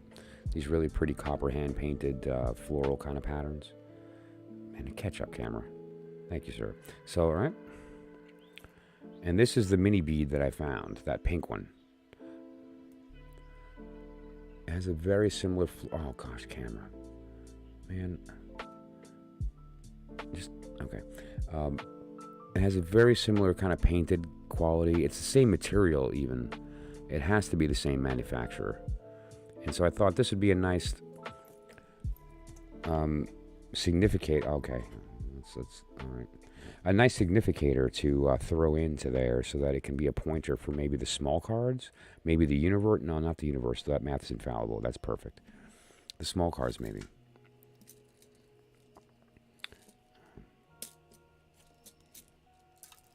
I think I'm going to do that. I think I'm going to make an executive decision.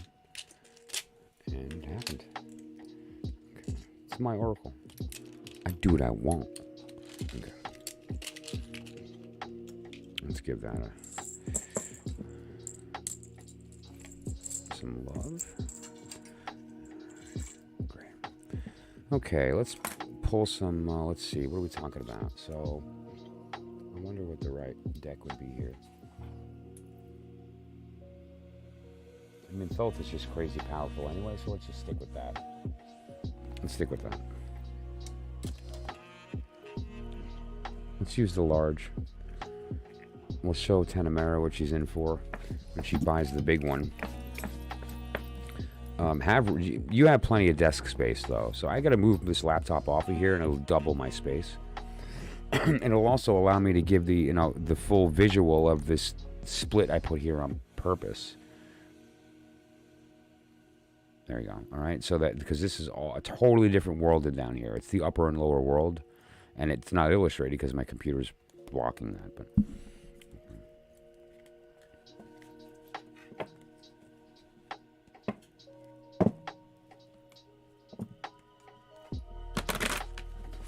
that's the first thing that's impossible to do with these is shuffle. They're huge. Shuffle them sideways.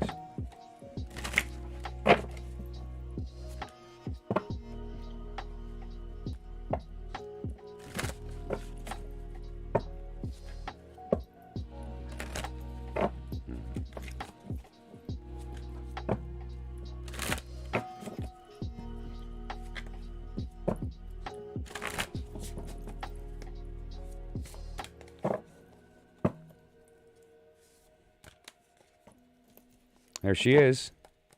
Okay, any questions? Good. All right. Call her up and tell her that a psychic told you that the two of you are supposed to work together. His name is Michael. Here's my phone number. Have her call me and we'll work it out. Okay. Are you able to attend my live after this? Yes. Yep. Happy to do it. I can't stay on for too long. I have a crazy day, but I'll commit to at least half an hour, 40 minutes. Is that cool? Yes, sir. You need a webcam like I have. Probably. Well, that's actually what I'm going to wind up doing. Well, my webcams are okay. My problem is my computer. These aren't the best cameras. They're 1080p HD manual focus, which I liked because I wanted it to stay locked on a focus. However, it's my computer, my laptop. And my laptop is just I'm asking it to do more than it's capable of, right? Okay, so, all right, MJ? Isn't that funny? We spent an hour on beads, and the tarot just was like, yup. So, I mean, and had we got that first, though, it's like Empress. What does that mean? Do you have to activate your divine feminine and all that? No. Oh, neat, death. This is what you need to be doing. Die daily. When you die, it leaves space for you to recreate, to transform. Transform what? The thing that you think that you are. We are not who we are. We aren't anything. So this gives us an opportunity to remember the truth, MJ. We are always in a state of becoming something and deciding to be something. And so if you're in a state of indecision, no, you're not. MJ is. Don't forget, MJ is a lie. So erase that. Put your thoughts into your body quickly so that it can kind of get out of your mind for a second. It's a good way to kind of reboot. And then ask yourself the question, like you said. Who's talking? Who's listening? What is it I actually want to hear? And you might be surprised. Thank you. Yeah, you should see my full-up tarot readings. They're absolutely ridiculous.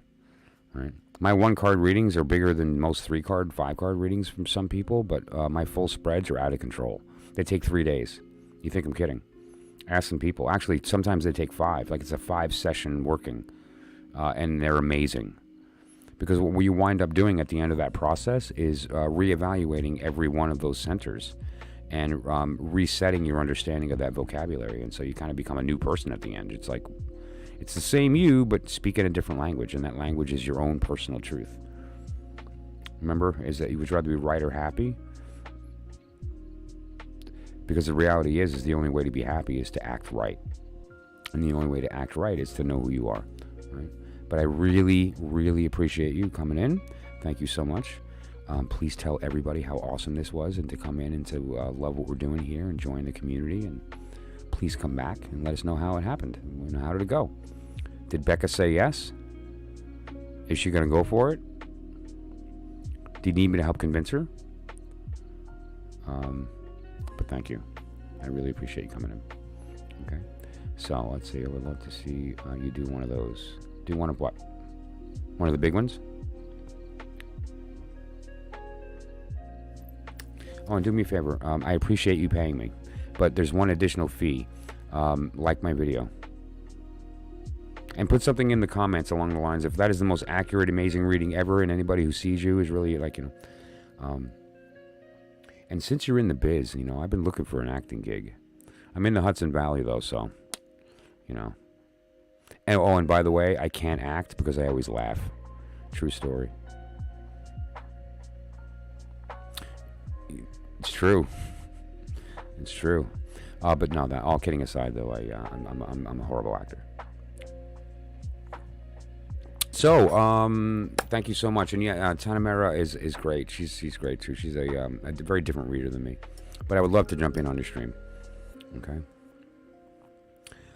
Cool. Yeah. Well, that's what we're gonna do when we do the collab. I'm gonna take the monster, like the whole thing, and you can just have fun with it live. I'll shuffle it and whatever. Unless I don't know. I think that'll be the easiest way to go about that. And I want to read yours. I can't wait to read yours. That's going to be fun. That's really going to be fun. All right, great. Well, the night went pretty amazing. Went a little faster than I expected because we were doing some readings, but that's okay. 3 hours for 2 readings means I did the right thing, right? And we talked a little bit and had fun. But really, that's the goal. And my plan tonight didn't really come to fruition, but that's okay. We have to be open to that and just have fun. And I think we did. Hopefully, we learned a little bit about the process here. I only wound up pulling 7 cards all night, but we had some learning take place. Now, before I go, there is one thing I want to reveal. Guinea pig you? Sounds dirty.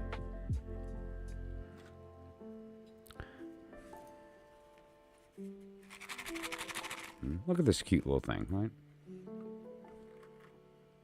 It's a change pouch. What's in there? Let's let that camera catch up.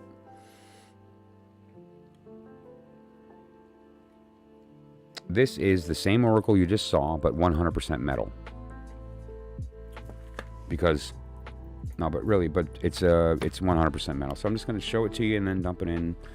To give you guys the whole point of this is to show you this in like 17 form factors, right? We have the big monster one with 4 different components. We've got the higher and lower world, the planets and signs. We've got small cards, the entirety of the Ching, Kabbalah, tarot, the Bible. There's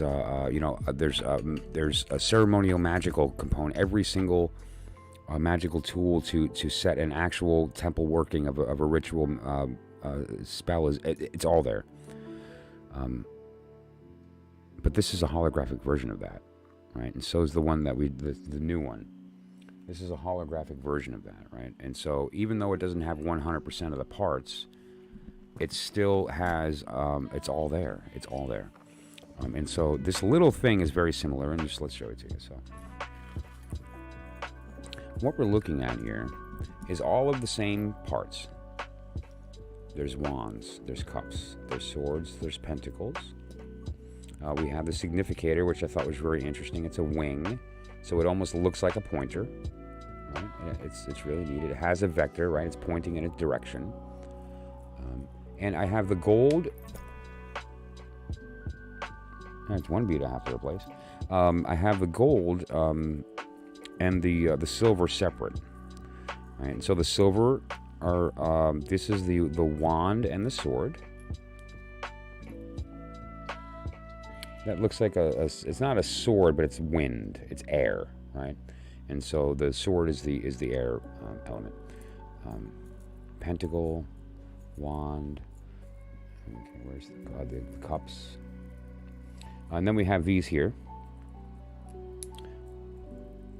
which are that Trinity.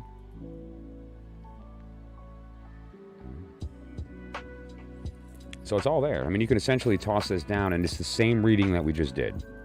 Right? It's the same reading that we just did. It's just nifty because it's pure metal. Right? And so you can, it's kind of like the black and white version. It's kind of like the, what's the word I'm looking for? Distilled visually.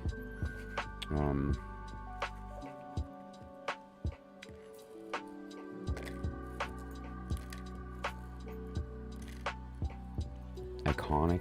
What's the word I'm looking for?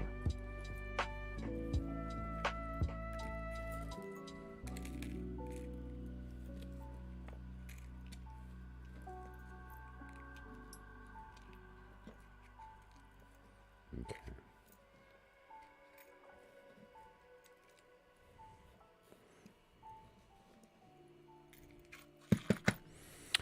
Thank you so much to everybody that joined tonight, and that sticks through all the skipping and all the nonsense and all the fun stuff that goes on here. I really appreciate it. I take my work very seriously, and my work is you. I take you seriously. It's why I'm here. If anybody needs anything, just give me a buzz. Give me a text, email, voicemail. If I don't answer, leave a voicemail. I do respond at length. MJ, if you're still in the room too, if you need any additional guidance, this is for you as well, Andrea. If you need any additional guidance, just shoot me an email and say, hey, listen, can you help me out with this? I'm not going to nickel and dime you over pennies if you have a quick question, okay? So don't worry about it. Just shoot me the question, and I'll give you the answer, and then we'll talk. If it's bigger, then I may say, hey, listen, we need to, obviously I feel like I should be compensated for my work, but if we're just going to do a simple question, it's no big deal. I'm available, so give me a call, okay? And otherwise, if there's any subjects that you'd like to learn about or want me to speak about, let me know. I'm starting to learn the community tab, and so as I put things up there, you can respond there or email me, and we'll make it happen, okay? And I think that's it. Andrea, thank you again for joining. Anytime I see a person pop in a second or a third time, it's working. That means that this is like this family manifested you, and you answered, and that means everything. So thank you for doing that. Otherwise, let's see. Let's end the evening with a random piece of text from Das Energie, Paul Williams. Why not? This is a very interesting book from a very strange time, and it's just an interesting book that I grabbed at a thrift store. So let's see. Let's pick a random page. To keep your self-confidence, keep giving yourself new challenges. Make sure they're new ones, not the same old tricks in new disguises. Okay, MJ, are you in the room? Or did you leave? Because this is for MJ. I mean, that was the reading I just gave him, right? Is everyone clear on that? To keep your self-confidence, keep giving yourself new challenges and make sure that they're new ones, not the same old tricks and new disguises. Don't just take the subject you've been writing about and put it in a costume for another audience. Write about a different subject and engage Becca.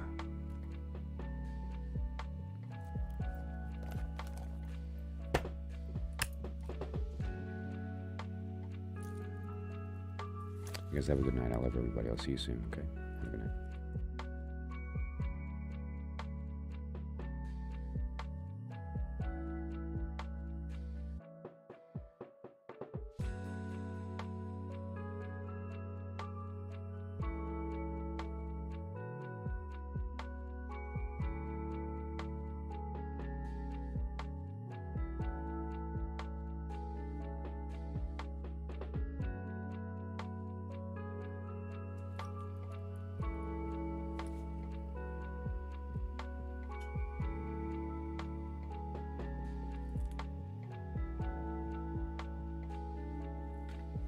It did happen. It did.